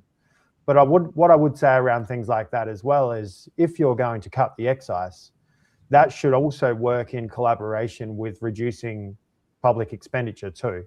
Because if you're just going to keep spending like a drunken sailor and bring less money in, that's just deferring more debt for our children. Yes, we get a tax break in the short term. Our fuel costs a bit less at the pump, and we go and load up with a bit more. But the government has to play their role. Like rising interest rates, they punish individuals and consumers and homeowners and people with mortgages. Where is the mechanism for the government to also tighten their belt in times like this? I would love to see that every time the RBA increases the cash rate by 0.25, I wish Jim had reduced his expenditure by 0.25 on the budget as well. Wouldn't that be lovely? Is there some sort of mechanism that can be introduced like that, John? Sorry, I've just got a little distracted with the firestorm that's going on in the comments at the moment. Sewell. Who would have thought mentioning Thomas Sewell would fire him up? We've got a lot of free personality assessments here, gentlemen. Michael, you're getting off the hook. I don't know. I think we've got an argument between a fascist and a Marxist, or some sort of a version of that going on, and they are bonding over the fact that how much the fascists and Marxists disagree with capitalism, and I think we're copying the brunt of it. It's. Thomas Sowell is very conservative, but Ruddick is an idiot, and therefore the speaker must be as well. But then the Marxist comes back with, no, Sowell is a moron. Excellent. Look, there's still hope for these guys. There's still hope out there. I actually managed to catch the Matt Canavan interview with Karl Stefanovic today, and Canavan's he used to be a communist back in the day when he entered university, but then he met some of the Marxists and realized that they were weird and studied economics, and now he's not. Surprise, surprise. Now, I dine on this far too much because I had nearly nothing to do with his political and economic development, but I tutored Matt Canavan when he was at university, when he was in his, I think he must have been in his first or second year, and I was just starting my postgrad. So I've said ever since then, everything he gets right came from my classes. Everything he gets wrong was from a different teacher. Well, what was your impression of a very young Matt Canavan? This was a long time ago. I have very sketchy memories of things going back to, should I admit my age? This is 1999. I've had quite a few beers between 1999 and now, so Okay. No, there was always some sort of interesting kids back then. I mean, they were too young to have overly nuanced understandings of economics, but there were always some interesting people based on whether they were willing to engage and go back and forth and sort of carve out opinions and challenge them. So he was a chap like that, but I struggled to remember the actual details of what he said. So who knows? All right. Can I just ask there? So this all kicked off from so looking at the economics of what will come next, but it started with a question about the coming recession. What do you guys think? What would be your best guess? Is there going to be a recession in 2026? Well, I think a recession from time to time is a healthy thing. Now, I don't on this occasion, because I think if we have a truly free market economy, I think that what would happen is that there would be periods, when most of the time we would be growing. If let's say Dr. Humphreys was the treasurer of Australia for 20 years, like Harvey Millet, okay, but not coming out of a complete disaster like Argentina. But I think that what would happen is we'd have typically 3, 4, 5 years of sort of good growth, 4 or 5% economic growth, and I think there'd be a bit of a sharp recession for 6 months, which would be a healthy thing. Clean out inefficiencies, etc. People are in the wrong jobs, people are in the wrong line of business, and it's a bit painful, but then we rebound and have some strength. And we did have quite a sharp recession in this country, 1990, 91. Unemployment, I think, got up to about 12% there at one point. Now we really sort of, putting aside COVID, I don't even think we had a recession in COVID, didn't we? Have 1 quarter of negative growth, is that right? Or did we have 2 quarters? A lot of this depends on whether you're looking at the total growth or per capita. And I am a big advocate of only looking at per capita so that your data is warped by immigration statistics. That's the more accurate. I agree, per capita is more accurate, but I mean, that's not what the media reports. But according to the media, we just had one really sharp downturn in 1 quarter. But according to, I don't feel the need to hold myself to the media standards. If they're consistently wrong, then screw them. We've had a recession on and off for much of the last 5 years. Well, I know what you're saying. Okay. But I mean, if we meet the media's, I agree. You're 100% right. The media should be the only thing we should be talking about is the per capita recession. I'm 100% with you. However, now since that's not the case, because we have been in a per capita recession, they've just completely ignored it. Okay, as you and a couple of other commentators have pointed it out, and no one can argue with it, but we don't talk about it. Even though the pie is getting smaller every year compared to the amount of people that are here. Okay, that's been happening for 3 or 4 years. Okay, but when there is a recession, not just in Australia, but in any country, when it was an official recession, 2 quarters of economic growth or whatever, then it's like a psychological thing. It's like a big deal for the country. Now and it's bad for the incumbent governments when there is an official recession. So, I mean, our friend Robert Cribb, he said that they've pretty much sort of engineered a system here where we are in a per capita recession.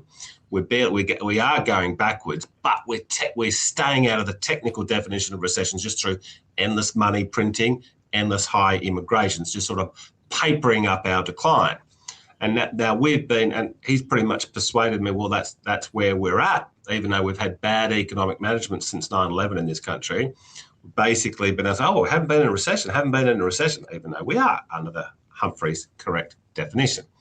Okay, so but now what could happen? I mean, this is, I think, where we kicked off here. Like every indicator is bad as it is, and now we've got this big external shock. So, well, I mean, so the question was, do I think that we'll have officially? Is it that we'll? I mean, since you already think we've been in recession, Dr. John, for like 2 or 3 years.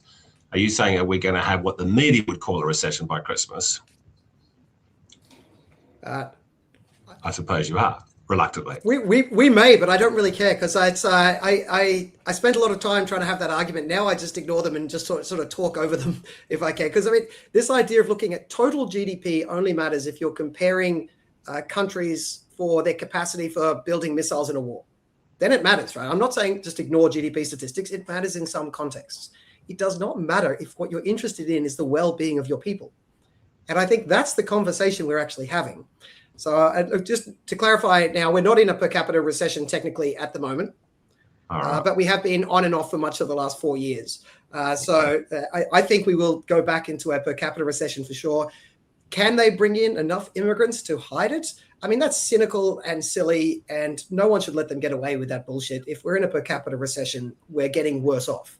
Your wages are going down, the prices are going up, you can't afford as much stuff. That is what we should care about, and we shouldn't let them, if they do manage to hide it in the official statistics by bringing in millions of people, we should just call that out as bullshit, right? As Aussie has here, yes, recession, they'll pump more immigrants in to cover it up. As RW says here, just get another 500,000 migrants in. Recession, what recession? We should call it. So I don't know if it'll be, the downturn might actually be big enough to actually push us into what the numpties in the media call a recession. But I don't even think we should dignify their stupid word games. We should just insist on saying once it's per capita downturn, then it is a problem. And I think it's quite likely we will face that. There's a chance we'll face it even if the war ends soon because of just some of the ramifications of the war. But if the war continues, I think it's certainly quite likely. Michael, you've disappeared. I don't know if you have on purpose or not. But anyway, JR, if you would join me in a fun adventure as we look through these comments. I should warn you, they are not always flattering, but we do bring up the snarky comments too. There we go. Michael's back. Michael. I think we're going to go through the questions now. Sorry, John, I like the one by Lloyd at 11 past 10. That's a good one. Yes. I don't know who Lloyd is. Thank you, Lloyd. I don't know who you are, but thank you. Well, this is a trick. This is one of our critics, but to be fair, the critics don't only throw mud. They sometimes have reasonable contributions. GDP, agreeing with me on the GDP point. True, neither do tax cuts. Tax cuts aren't a measure of well-being, right? If all tax cuts did is give taxpayers some of their money back, that would be nice, right? I like taxpayers to be able to keep their money on moral grounds that they earned it. But economically speaking, if I'm just wearing my pure economic hat, then if tax cuts, if all they were is letting people keep their money, then they don't actually do anything to total well-being. The argument for tax cuts, the economic argument for tax cuts, is that they increase the incentive to invest. And investment in private capital and innovation are the only things that can drive productivity. And I understand productivity is a boffin word and people roll their eyes. It literally means you can get higher pay for doing less work, and you can get higher pay while prices aren't going up so you can buy more stuff. So you can successfully live a better life. If that is a goal that people have, you have to be interested in productivity. And if you don't like the word productivity because your Marxist lecturer told you it's a bad word, pick another word. But the word that means that you can get a better quality of life while working less. That concept, which is literally the definition of productivity. But use another word if you need to. That thing is a good thing. And the only things through history that have consistently given us higher productivity is investing in productive private capital and innovation. There's a pretty clear link between cutting the tax on investing in productive capital and having more productive capital. I mean, it doesn't take a member of Mensa to be able to spot the link there. So a lot of people, especially in the numpty media, just talk about this as when you get a tax cut, who gets the benefit? Fine, give the benefit to whoever you're going to give it to. What I'm interested in is it going to spur more good private investment that drives productivity, that puts up wages and down prices? That's what it will do, and that's why I like it. And the tax cuts itself aren't the measure of well-being, but the higher wages with lower prices, that is the measure of well-being, or at least one measure of well-being. And that's why tax cuts matter. Apparently, Lloyd is your son, so all of his... John doesn't have a son, but that you know of. Maybe I do. And maybe it's Lloyd. But Anna the genius, if you look at a previous quote of hers, she's quoting the Book of Revelations, chapter 17, and she's obviously some type of a wacko. Because the Book of Revelations, up until about the year 400 AD, most of the respected church fathers said that silly book should not be included in the scriptures. And I'm disappointed it is in the scriptures because it was clearly written by a wacko. And all the psychos get attracted to it. I think we should have a standalone. All the dummies, like Anna the dummy. She misses what Christianity is about. She says, I understand what Revelation is about. No one understands it, okay? It's written by a mental case. Okay, I'm going to have to give her a right of reply now. But it's also, we should do a standalone session just on Ruddick's interpretation of all of the books of the New Testament written by John, because that would take us a couple of hours to get to the bottom of that issue. I fear that if we start down that track, we won't be able to wrap this up within 2 hours, and I want to wrap it up inside 2 hours. So I'm going to nod and smile and walk past those comments. Let's jump back here, because there were some comments that came through quite early on that I just sort of put aside, and I wanted to come back to for those people. Well, this is a quick one. Angus Taylor set some reserves in America, apparently because that was cheaper. We've used them up. We don't have them anymore. So that's kind of old news. But he did it because it was cheaper. Whether it was wise or not is somewhat of a moot point, because it's not there anymore. Pete Rothwell, this was, I think, in reference to the recession coming from the fuel drama. Mm-hmm.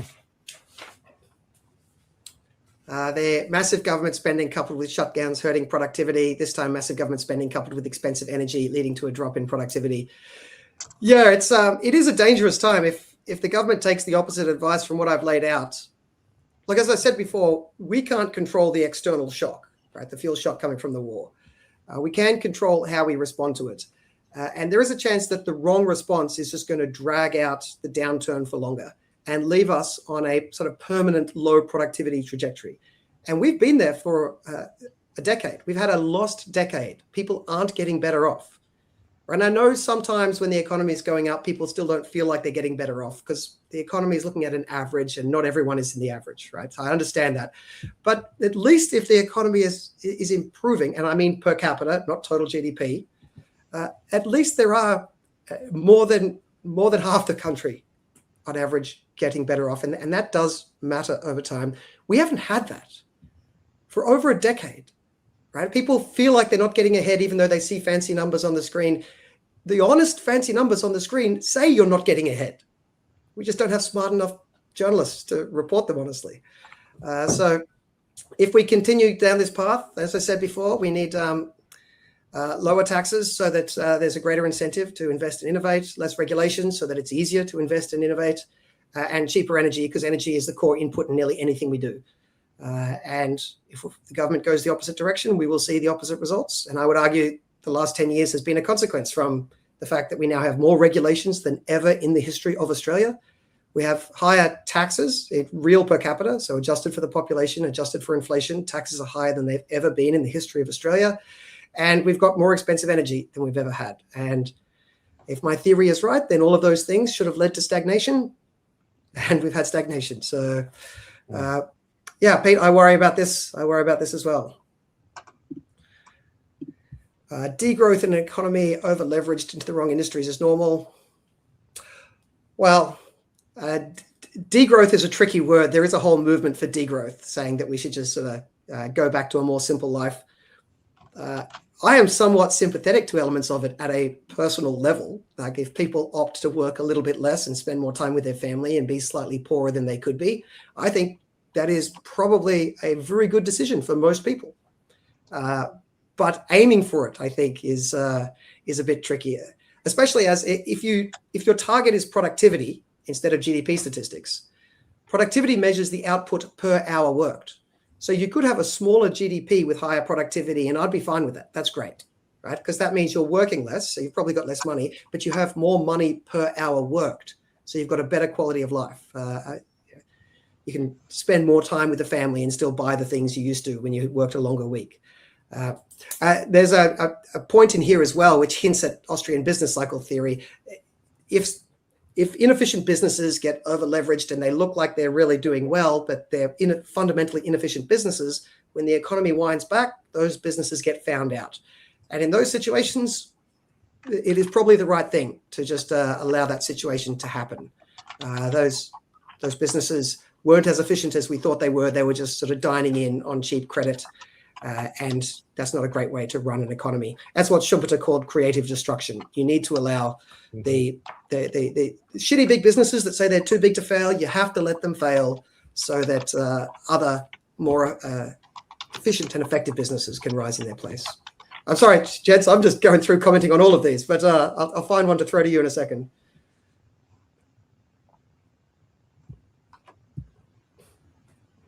All right, here's Anna. This is your best friend, JR. I don't know if you want to take this. The Marxists of Labour and the Fascists of the Liberals are globalist parties. Behoven, that's a good word. Well, the lies like net zero. I agree with her on this. Both the Marxists of Labour and the Fascists of the LNP, well, that's overstating it, are globalist parties. True, behoven to the lies like net zero. True, which means we import 90% of our refined petroleum. True, stop voting for the establishment. True. Okay, all is forgiven, Anna. You're a genius. All right, just before you get carried away with that sentiment. Okay, well, I do like the fact you just finished. With me. She's obsessed with me, so, you know, I if I'm such an idiot, okay, I don't know why she doesn't ignore me, but she's got a little bee in a bonnet, so... I like the fact that you just finished saying you agreed with her, and the next comment is to say you know nothing. So implicitly, she's arguing against herself there accidentally. Hey, Dr. John, by the way you're laughing, you sure that's not just a burner account of yours that you're coming to fire her up, John Ruddick? Yeah. Well. Anna's been a long-time fan. She normally throws shade at Jean, but Jean's not here, so she's I think she's focused in on John. Finhack, Keynes is a goat. Look, I think Keynes gets a bit of a bum rap from a lot of free market economists. I think he's wrong about a couple of key things, but he was clearly an extremely smart man. He had a lot of insights that other people didn't match. I would argue that neo-Keynesians that now co-opted his name and sort of put forward their political agenda in his name are far less impressive. But Keynes, the man, was I don't know if greatest of all time. I'd say Milton Friedman was the greatest of all time, but Keynes was certainly an economist that all good economists should read and understand, and he certainly wasn't always wrong. We kind of covered this one before. Anna again, liberalism is fascism. Okay. Okay. I think this is when I was referring to the Liberal Party as being right of centre. Firstly, liberalism itself isn't right-wing. The Liberal Party claims to be, maybe they're lying, but, you know, I was just talking about politics the way people talk about politics. Did you say Taya had a comment? That's the next one. Again, we're already in a recession, but government keeps slapping immigration. Firstly, we're not technically in a recession in this quarter. So I want to be technically accurate here because I want to be able to call out the numpties in the mainstream media. And if I start making mistakes myself, it gives me less credibility to call them out when there is a per capita recession. But look, for the last 3 or 4 years, there's been a per capita recession more often than not. Right? So we've been going backwards, and more importantly, productivity slumped for more than a decade now. So you're fundamentally right. And the immigration band-aid is a cheap trick that no one should fall for. Yes, Taya's comment. I'd love to hear from John Ruddick on progress with the New South Wales uranium mining bill, as would I. What say you, Mr. Ruddick? Okay, well, thank you for the question, Taya. Well, what happened was, so I think it was in 1986 that the New South Wales government banned uranium mining. Okay, so we're not talking about nuclear power industry, we're talking about uranium mining. And it's been bipartisan. Now, I think it was around the time of Chernobyl. Okay, but anyway. So now then, in the previous Liberal government, under, I think it was early on with Barry O'Farrell made a tiny, tiny little reform where he removed the ban on uranium mining. Oh, you're allowed? He removed the ban on trying to explore for uranium mining, but you still can't dig it up and you can't export it. Okay, so. And the Labor government said, well, we removed the ban on exploration and no one took it up. And I said to them in the chamber, I said, yeah, well, who's going to go out there and spend money looking for uranium when you can't dig it up? Now, the truth is that New South Wales, we do not know how much uranium it has, but we do know how much uranium good old South Australia has. They have a lot. They've got a thriving industry. They've had it for 30, 40 years. Very well paid staff. I spoke to some people who were New South Wales people who went to Roxby Downs. I said, why'd you go to Roxby Downs? Better pay, better conditions. And it's very good for South Australian royalties. Okay, so early, about a month ago, we introduced a bill which would repeal the uranium mining ban. Okay, so you can explore it, you can dig it up, and you can export it. Now, you can't, even though I would personally support it, you can't build a nuclear power station, but, you know, baby steps. Now, so far, so good. The Liberals and the Nationals did flip. They have got up, we've given the second read, we've had an hour of debate so far, and the Liberals and the Nationals got up and said, look, we're persuaded. This is a no-brainer. We should be like South Australia. Now, you know, there's a big South Australian uranium ore body and a very big functioning mine. I think it's called Honeymoon. And it's sort of right on the South Australian, you know that one, Michael Arbon. It's right, it's near Broken Hill, which is New South Wales.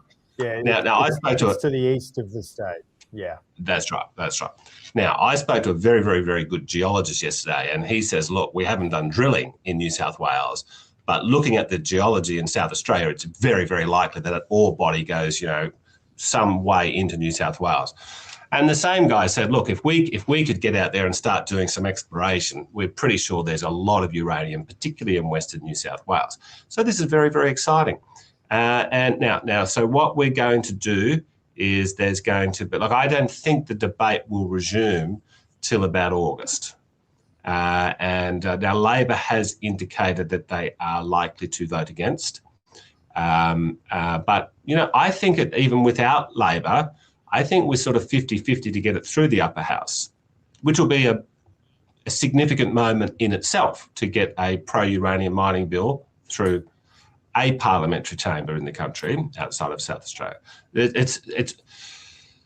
Western Australia has a Labor government, but it's a very pro-mining Labor government. Now, what they have done is they had a parliamentary inquiry about a year ago into uranium mining set up by the Labor Party, and the findings were favourable. Now, they've taken it to the next step, which is another sort of assessment of it, but sounding like Western Australia will be able to, I think they've got one mine operating there at the moment under some special arrangement, but I think it's going to be sort of open slather in a year or two in Western Australia. Fabulous. And we want to do that here in New South Wales. So we believe it's inevitable. Mark Latham put pretty much exactly the same bill up in the previous parliament, and I think about 4 people voted in favour of it. But we are now looking like it's 50-50. And now then if we get it through, we then got to get it through the lower house, you know, where Labor's got a majority. But, you know, we'll see how the year unfolds. All right. Hope you're happy with that, Taya. Just running through because more comments keep coming in, and we're 8 minutes away from 2 hours. So I know, John, you said you couldn't stay forever, so you've already been very generous with your time. Let's see if we can get through a couple more. RW talks about, I think he's talking about coal to liquid here, which is a technology that is very commonly used in China, where you actually just turn coal into your petrol and diesel. Now, really? Australia doesn't, we don't have that much easily accessible oil, crude oil in the country. So we are somewhat reliant. We've got some, but we're sort of past peak oil inside Australia. We have more than abundant amounts of coal and natural gas, both of which can be converted into fuels. I believe it's actually easier to convert gas into fuels, and we've got plenty of gas as well. But coal into fuels. China has coal to liquid, because they've got plentiful coal, and they are acutely aware of a situation where they're cut off in a potential future conflict. They're much more strategic about understanding their long-term interest in a world where globalization sort of falls apart. Perhaps we need to take a lesson from that. And look, I am an advocate for trade in the right circumstances. I am not a protectionist, all trade is bad type person, but we do have to start making contingencies for a world where we can't trust global markets. And running out of a few widgets, that might be a risk worth taking. We just buy the widgets from overseas, and if global trade circuits go haywire, then we can't get our widgets. But maybe we need a system to ensure that we always have the lights on and the petrol in the cars. Now, I suspect that coal to liquid and gas to liquid probably isn't the cheapest way for us to do it either. It's It might be just building more gas and coal-fired power stations and getting everyone onto EVs would be cheaper. And you can just put natural gas in some trucks. If you have to have natural gas trucks for that, so you'd have to build new trucks. But that might be a cheaper way. But this stuff is all worth considering. I mean, this is the stuff that we need to start having a more serious conversation about in light of our newly discovered vulnerability. Well, John, I've never heard that we can convert coal into potentially liquid fuel. I mean, that sounds fantastic. But let's say we decided tomorrow, Premier Minz-Naubo said, "Yep, 100%, let's go for this," or it got out of the way and let the private sector do it, of course. But anyway, let's say there was a unanimous national consensus. Let's make this happen. Like, I guess we have to manufacture some pretty serious plants. And my guess is 2 years. Well, but I'm not so much worried about the money. I'm worried about the time. I'm guessing we're looking at 2 years till that's actually going to happen, or am I wrong? It's not my bail of wit to know the details. I believe it's something in the order of tens of billions of dollars and several years at least. And I got to point out, if we're doing it then to solve the current problem, realistically, there will have already been other solutions. Even if the Strait of Hormuz is blown up, within a couple of years, there will have then been a supply response from America and South America and other parts of the world so that crude will become available on global markets within a couple of years. So it may be something worth pursuing as a long-term strategy for ensuring security in the future, but I don't think there's much chance that we'd be able to get one of these online to address the current problems. If there's engineers in the chat who know better than us, please feel free to put your comments in. Well, what is stopping? I mean, we've got, I think, 1,000 years of proven coal reserves just here in New South Wales. So what has stopped any coal miners doing this already? Like, I'm guessing it's not economic compared to other options, right? Importing petrol or coal into the refinery, or crude into the refineries are both cheaper. I think gas to liquid is also cheaper. Potentially building a fleet of LNG trucks is probably cheaper. And building a bunch of coal and gas petrol stations and giving everyone EVs is probably cheaper. So look, I'm not sure they're all cheaper, right? You'd have to line them all up next to each other. But all of those that I've mentioned are currently more expensive than just importing the fuel and crude. And so we've currently fallen back on that as the cheapest option. And it is the cheapest option. It just exposes us to the risk of global trade networks. And if we want to be able to insure ourselves against those risks, we need to start thinking up which of these second best options is worth exploring. And biofuels is another one I should put in the mix, by the way. So they haven't done it because it's cheaper to import fuels. But if we said, the interesting question is if we said, all right, we are going to ensure a backup option that is not based on international trade routes, then it would be interesting. And I don't know, maybe coal to liquid would end up being competitive. I don't know enough about the actual costs of building it. But that is the sort of conversation we should have. The comment mentions diesel engines. Okay, cool. Those are the ones that you can turn sort of thick crude into, well, we're not talking about turning crude into it. Like, I think you can turn it into either. The issue is that if we run out of petrol, it's inconvenient. If we run out of diesel, we're dead. So if we're talking about we need security in this country, the not dying part comes before the ability to drop your kids off to soccer practice.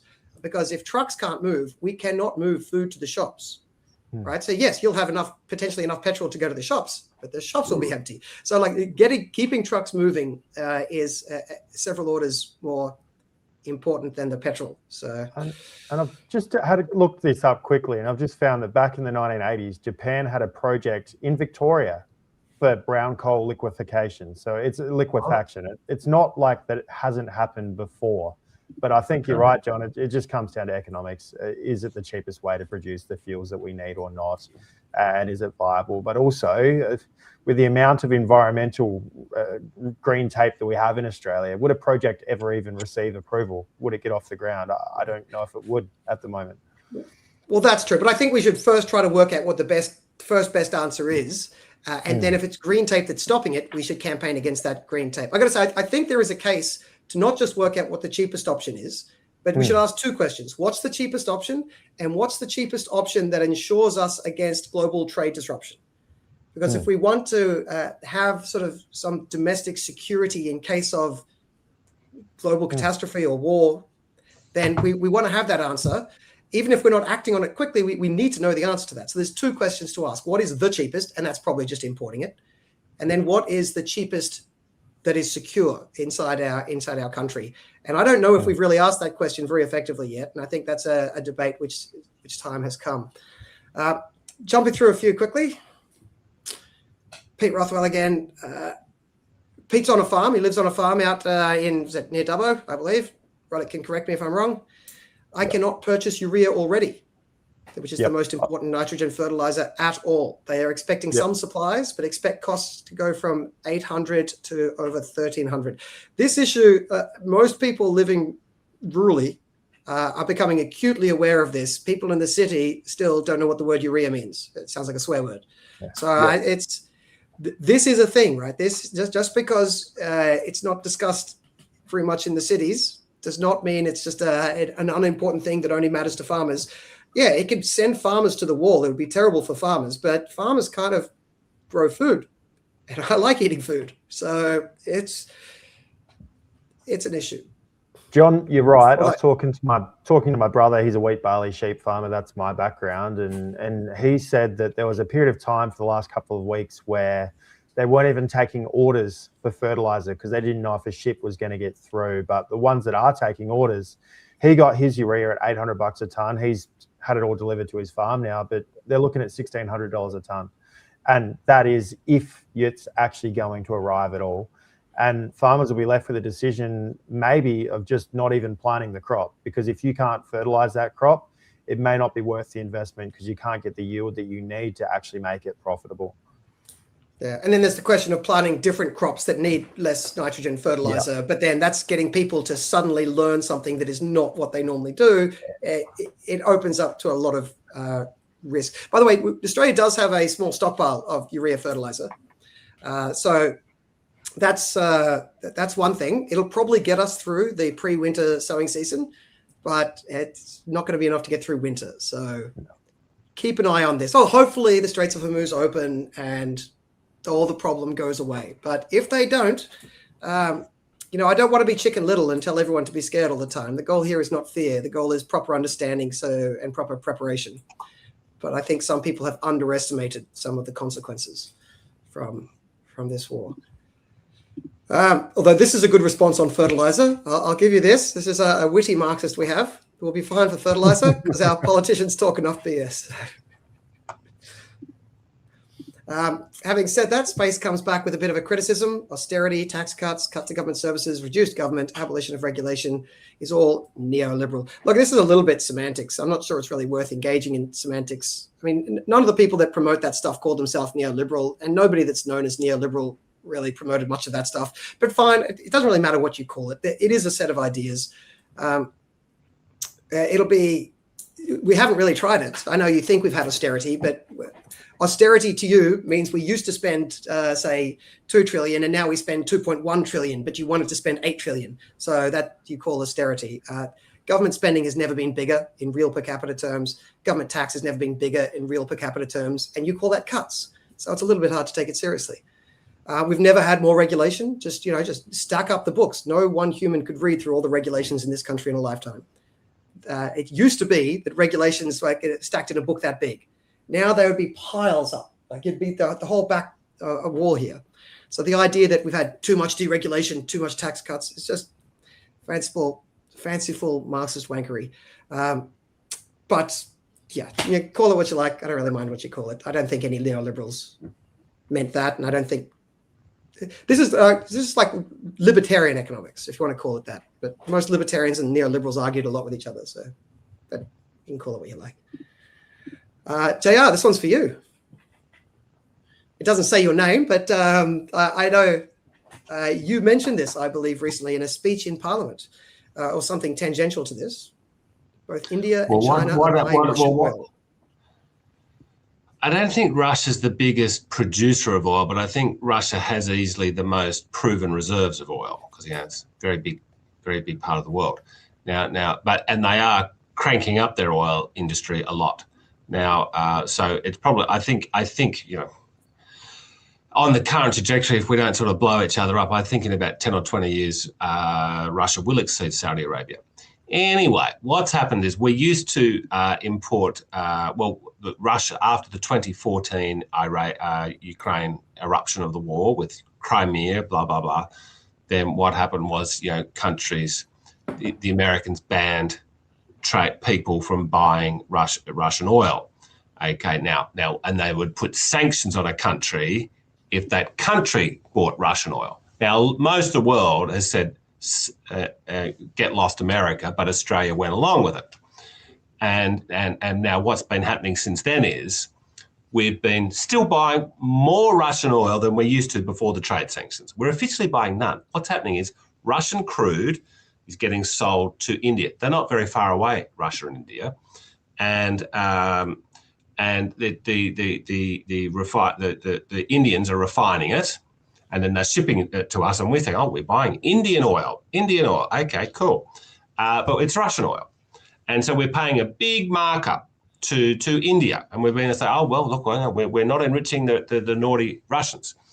Okay, so what I said today is I said, well, look, this is potentially a crisis because I am worried about this war going on for much longer than the geniuses have told us it's going to go for.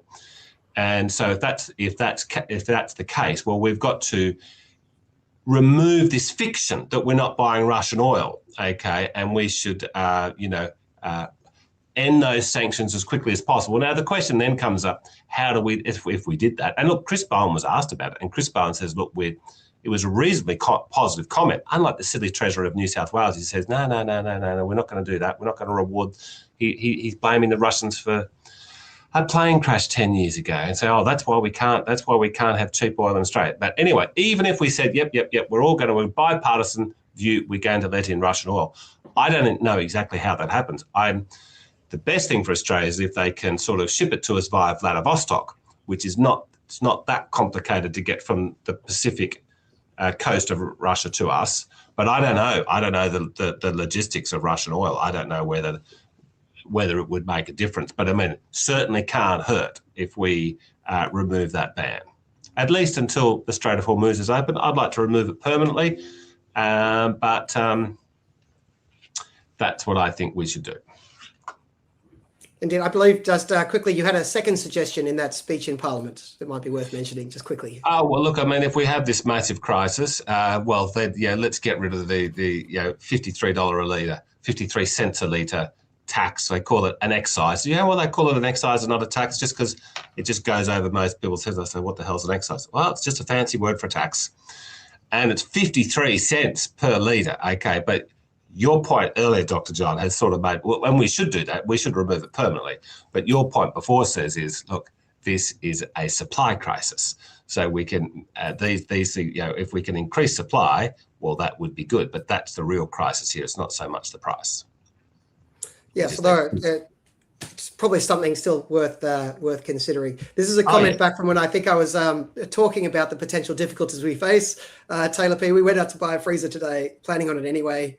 But the ATA article influenced the purchase a little bit. So there you go. It reinforces how important it is to go to oztaxpayers.substack.com and make sure you are signed up to get our weekly emails. You can do so for free. You can give us money if you like, but you can get the emails for free.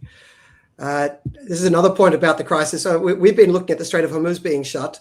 If Yemen shuts the Gulf of Aden, the Red Sea down the other side of Saudi Arabia, then there could be even more hell to pay. These are the imponderables that we can't control, but there is certainly more to happen in that war. Another comment for our space here. Iran is refusing negotiations. This is the question that, because I think the most likely outcome that Trump has in mind is, regardless of the situation, in a couple of weeks, declare victory. Even if there isn't a victory, right? Just declare it. And if you do it with enough pomposity and arrogance, then his base seems to go along with anything he says. So they'll just say, oh, yes, it's a victory. So I could very easily see him doing that. It would mean he kept to his timeline and he would be hoping then he'd had enough of his goals met by then, and he could then free up the oil supply. Iran doesn't have to go along with it.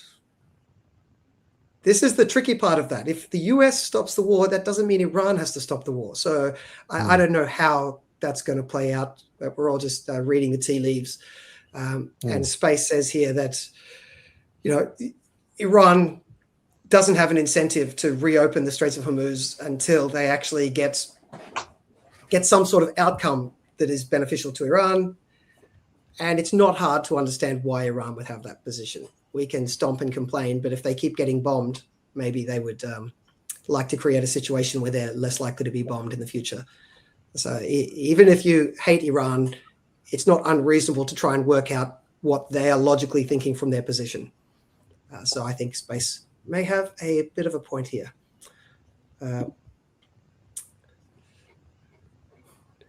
This is, I think, when I said I quite liked Friedman as an economist, I think, again, this goes back to neoliberal.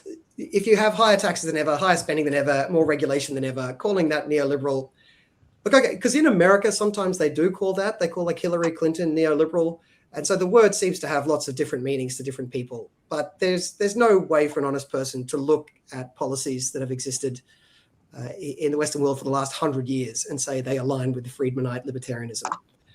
So we're getting a definitional issue here. Look, I don't think Friedman was always right. I just think Friedman had a nice mix of being right enough, right in places where it was interesting and important and other people were wrong, with having a style that was effective at communicating those ideas and influencing enough people to change the trajectory of a lot of discussions.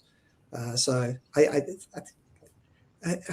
or potentially Rothbard may have been more right more often, but I still have a lot of time for Friedman, for his style, because if you listen to him speak, even if you don't like what he has to say, it's really hard to dislike the man because he had a very good style about him. Absolutely. Something we could probably all learn from. I don't quite have the same likable style because I'm an asshole. Well, this is just the conversation that was going back and forth between Space and Anna. I'll probably just leave that one. I was in Space talking about the tax cuts, the spending cuts. I think I did kind of mention that. We haven't really had spending cuts. We've had spending increases. But yes, look, I think the government is too big. I think that we should find ways to roll back the amount of government spending. I'm not running for election for a mainstream party where you have to, you might think that, but you never say it aloud. I think the government spends too much. I think they should spend less. So I'm happy to say that aloud. I think a lot of the spending they do is actually counter-productivity, like anti-productivity spending. Mm-hmm. Helps well-being. I'm not even sure it helps well-being. I think a lot of our welfare state actually actively makes the life of poor people worse in the long run. But that is a deep conversation for another time. We do not have the time to even open that up. Maybe we should do that. I'll put that on the agenda for why I think the welfare state harms poor people. But yes, I'm perfectly happy to admit that's my opinion. John, did you mention the 4 horsemen of the apocalypse earlier? Did you mean elbow, Chalmers, bone? Yes, that's accurate. That's accurate. Yes. Another a good idea suggested from RW. On the coal to liquid, South Africa's had it for a long time. More expensive, but this is actually a really good point from Jay Smith here. I was talking before about the importance of diesel for trucks. Of course, tractors kind of important in the whole agricultural industry. And boats. As well. Don't forget about fishing. Every boat needs a lot of fuel. And generators as backup. And another consequence, if trucks can't move, garbage piles up.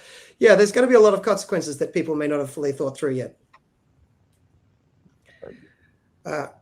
This is a good point in terms of the assumed ways we can get around the shortfall in oil. There is a time delay in all of this as well, and that time delay also equals money. So it's higher prices and finding the routes and then actually getting the tankers to move and actually getting the tankers that are available. This problem is bigger than what some people have expected. So I think we've got. Every time I click on a message, we get 10 more, but I think we're running out of time. So unless one of these last messages is truly scintillating, I think we got to try and bring this to a close here. This was a point before. We are actually getting, I put this up earlier, we are getting Russian crude. We're just getting Russian crude via India. So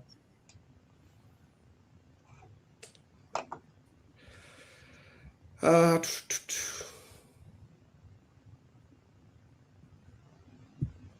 said this one must be for you, John. Yes. Well, look, there are a lot of sort of movements around the world, the Western world, where there's sort of like new right-wing parties starting, okay, but they're taking various forms. Yeah, there's Viktor Orban, there's Nigel Farage, there's Alternative for Germany, there's Pauline Hanson in Australia, and there's Javier Milei in Argentina. Now, he's the best, okay? I basically have a soft spot for all of them. I'm pro all of them, okay? But the radical libertarian, the anarcho-capitalist in Argentina, is hopefully the one that's going to show the rest of the world. It's going to be this shining city on a hill that's going to show everyone, yes, we can abolish the government and we'll all live in happiness. That's what Javier Milei is demonstrating to the world in real time. Right, I got to say, I appreciate Space obviously disagrees with a lot of what we say, but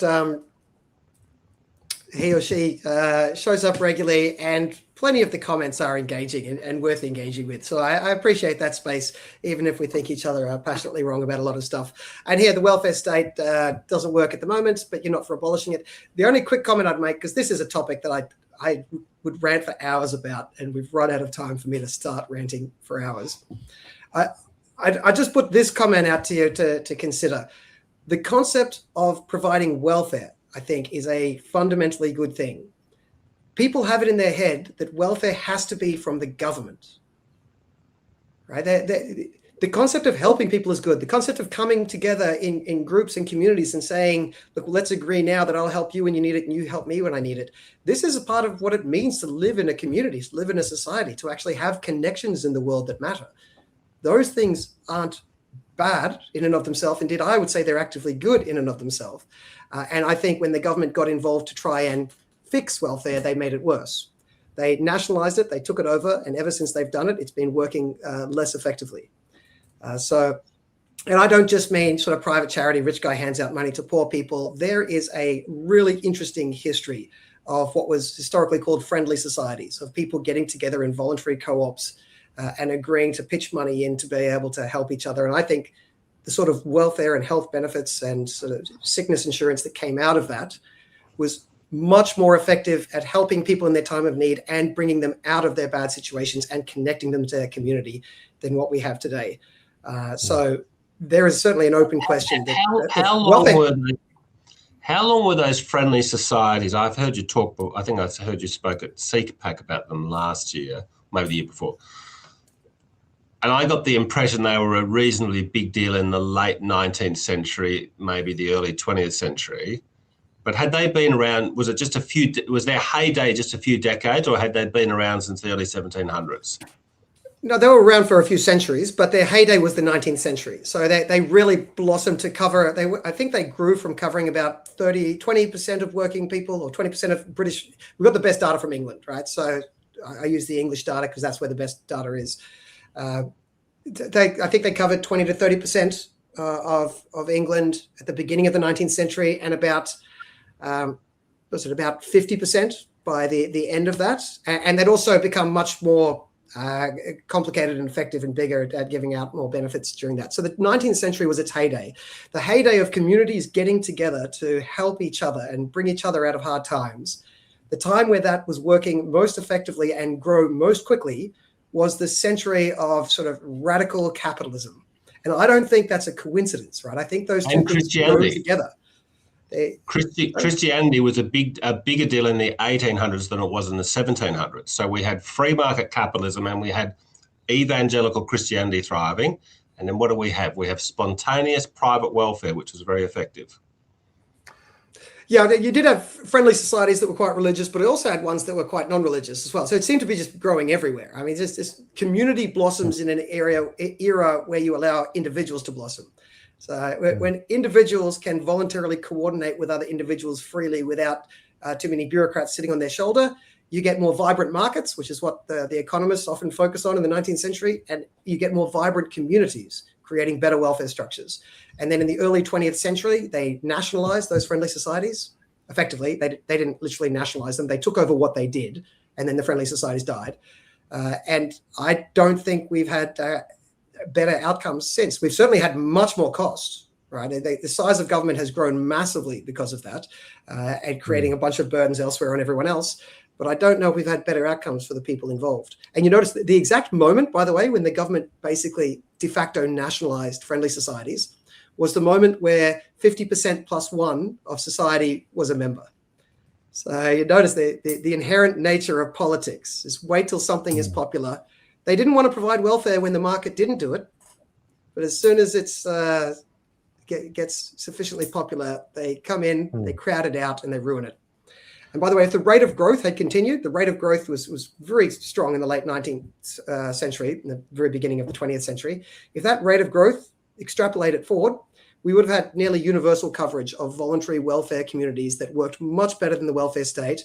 It would have been nearly universal by the mid to late 20th century.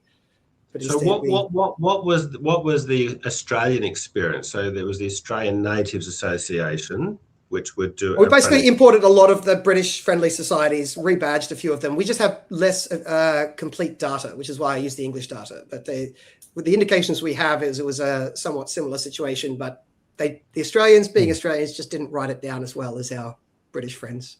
Yeah, so that's why I use theirs. And that's not a new concept at all, is it? Like if you think back to Old Testament biblical times, like the tithing, the 10% tithing, that wasn't to build some sort of mammoth institutional church. A lot of that money was used for the poor, the widows, those that couldn't support themselves. It was a voluntary system that worked really well to support those who couldn't stand on their own 2 feet. Yeah, look, I got to say, when I talk about friendly society, we're doing it now. I just said I'd try to avoid going down this rabbit hole, and I'm doing it. I do really love this topic because I think it really matters. And there's issues here that I don't think people have fully thought through. Friendly societies aren't just charity. Charity also exists, and charity also boomed in the 19th century. And when I talk about friendly societies, it is not charity, right? Friendly societies is basically people getting together who are basically peers, right? It started in, I think, the 16th century, where miners, after spending the day at the mine, would go to their equivalent of the pub, and they would put in like tuppence and halfpenny each into a jar, and they would just keep that jar for if anyone in that social circle fell on hard times, they would use the money from the jar to help them out. That's how the idea got rolling. And it wasn't that a rich guy came in and said, here's some money for the poor guy. That has existed in parallel. That's charity. And then you've got welfare communities. And welfare charities always existed. Welfare communities really came into their own in England in the 16th century. Well, that's where it started. It really came into its own in the 18th and 19th century in England and the Anglosphere. And both of those things exist parallel to each other, and they both have value. But I think the voluntary, these welfare communities was the precursor to the welfare state, right? The welfare state learned from what they were doing, nationalized it, and screwed it up. It's not the same thing as charity. Charity is also a good thing and exists parallel to that. But yes, I hope there's an excuse to do a deep dive onto this another time. But I should try to cut myself off before we hit 2.5 hours. Pete Rothwell, I can't ignore another comment. I can't ignore a comment from Pete. The Teals have come out recently thinking we should put fuel excise on farmers and miners to get, oh my Allah. All right. All right, that's what we need at this time. What a weird time to make this thought bubble. Wait until there's no fuel crisis. So it just shows you how disconnected from the real world they are, how aloof they are. To get off fossil fuels and onto electric. All right. I've got an electric car. I think electric cars can be useful, but I mean, this is not a smart idea. Don't you wish the Teals would understand how productive our agricultural industry is? Like we spoke about last time, John. You told me, was it only New Zealand that's least subsidised than Australia when it comes to agriculture? Yeah, and Australia and New Zealand and after Australia and after New Zealand first, Australia second, and daylight third, right? I mean, the two of those countries are a long way ahead of the highly rest. Productive and efficient. So, John, can you just explain to me before we go, why are you a Marxist? This is your friend Anna. All right. I'm sorry. I like these comments far too much. It's probably not a good thing. It's I think this is very true. Back in the old friendly societies, people used to come around your house and bring you scones and the gossip of the town and the money you needed because you were sick. Today, you just get a welfare check from a bureaucrat who doesn't know you and probably doesn't like you. And then you just sit at home isolated from your community. I'm not sure if we're helping people by isolating them like that. Yeah, the comments keep coming in, but I guess I have to draw a line eventually. So I've got to draw the line here. Feel free to keep putting in the comments afterwards. You can find this episode on YouTube, and after the chat is finished, there's an opportunity to put in comments. Feel free to give all of your free personality assessments there. But we've got on for quite a while now. Michael, thank you very much for co-hosting, stepping into Gene's big shoes. Very much appreciate it. John. I was incredibly boring, as you asked me to be. So, I really enjoyed listening to you and John, actually. It's excellent. John's got that personality that's one you really want to listen to him when he's talking, and you've got all the details buried somewhere in your head. I don't know how you do it. Well, thank you, Michael. Ruddick, any last thoughts on anything we've covered here today? Or? No. I think we've had my Twitter feed says that we've got 16,700 people watching. Am I reading that correctly? Yes, that's how many people who have watched. That includes the people who have started watching and then gone away. So they're probably not all live watchers. That's the total amount. But yes, coming up to 17,000. So I guess I should say, for the benefit of those 17,000, go to taxpayers.org.au, become a member of the Australian Taxpayers Alliance. It helps us to keep the lights on and keep doing this. And if you don't want to give us a couple of dollars a month, that's fine. At least check out our campaigns, see what we're doing. If you like some of them, send it to your local politician and tell them to steal our ideas. We're very happy for anyone to steal our ideas. And oztaxpayers.substack.com is where you can sign up to our newsletter. And it's another way to join the Australian Taxpayers Alliance. I got to say, by the way, one other thing that people may not know about you is, of course, politician, vagabond, all-round scruffian, but also Australia's best history podcaster. Now, I don't know, Michael, I don't know if you've seen this before, and for the people listening at home, is it the Political History of Australia? Now, John and I are friends, and when someone's a friend, when they show you their project, you're in an awkward situation where it's kind of like you have to say, oh, yeah, that's great. Yeah, good work. I really like it. But that's not this situation, just like his book, right? I expected when I read it to be thinking, oh, I'm going to have to say something nice about it, but it was actually really good. And this podcast is one of the most enjoyable weekly dives you can do. It's not that long. It's easy to get into. I think we're up to like episode somewhere in the teens. Episode 20 just came out this afternoon. Wonderful. I'll listen to it after this is over. But it's you've heard it on YouTube, probably other places. JR, where else is it? Apple, Spotify, Rumble, and YouTube. And it goes through the political history of Australia, starting at the beginning, and goes through a lot of the sort of interesting back and forth that happened in the time before I really paid attention to Australian politics, because we're talking 200 years ago. So I really enjoy it. It's building up a small cult following. Go and join that cult following. You can binge watch the first 20 episodes, and then you will be forced to wait patiently each week until each Thursday when an episode comes out. But the political history of Australia. Gentlemen, thank you very much for joining us. Everyone in the chat, including the detractors, thank you for joining us. And we will be back next week. We do this every Thursday, 7:30 p.m. Queensland time, 8:30 p.m. For New South Wales, Victoria and Tasmania, 8 p.m. for South Australia. I now know the time for the South Australians, and 5:30 p.m. for WA. I've learnt them all, so I can be an equal opportunity asshole. We do this every Thursday. Hope to have you back. Until then, stay happy and stay free.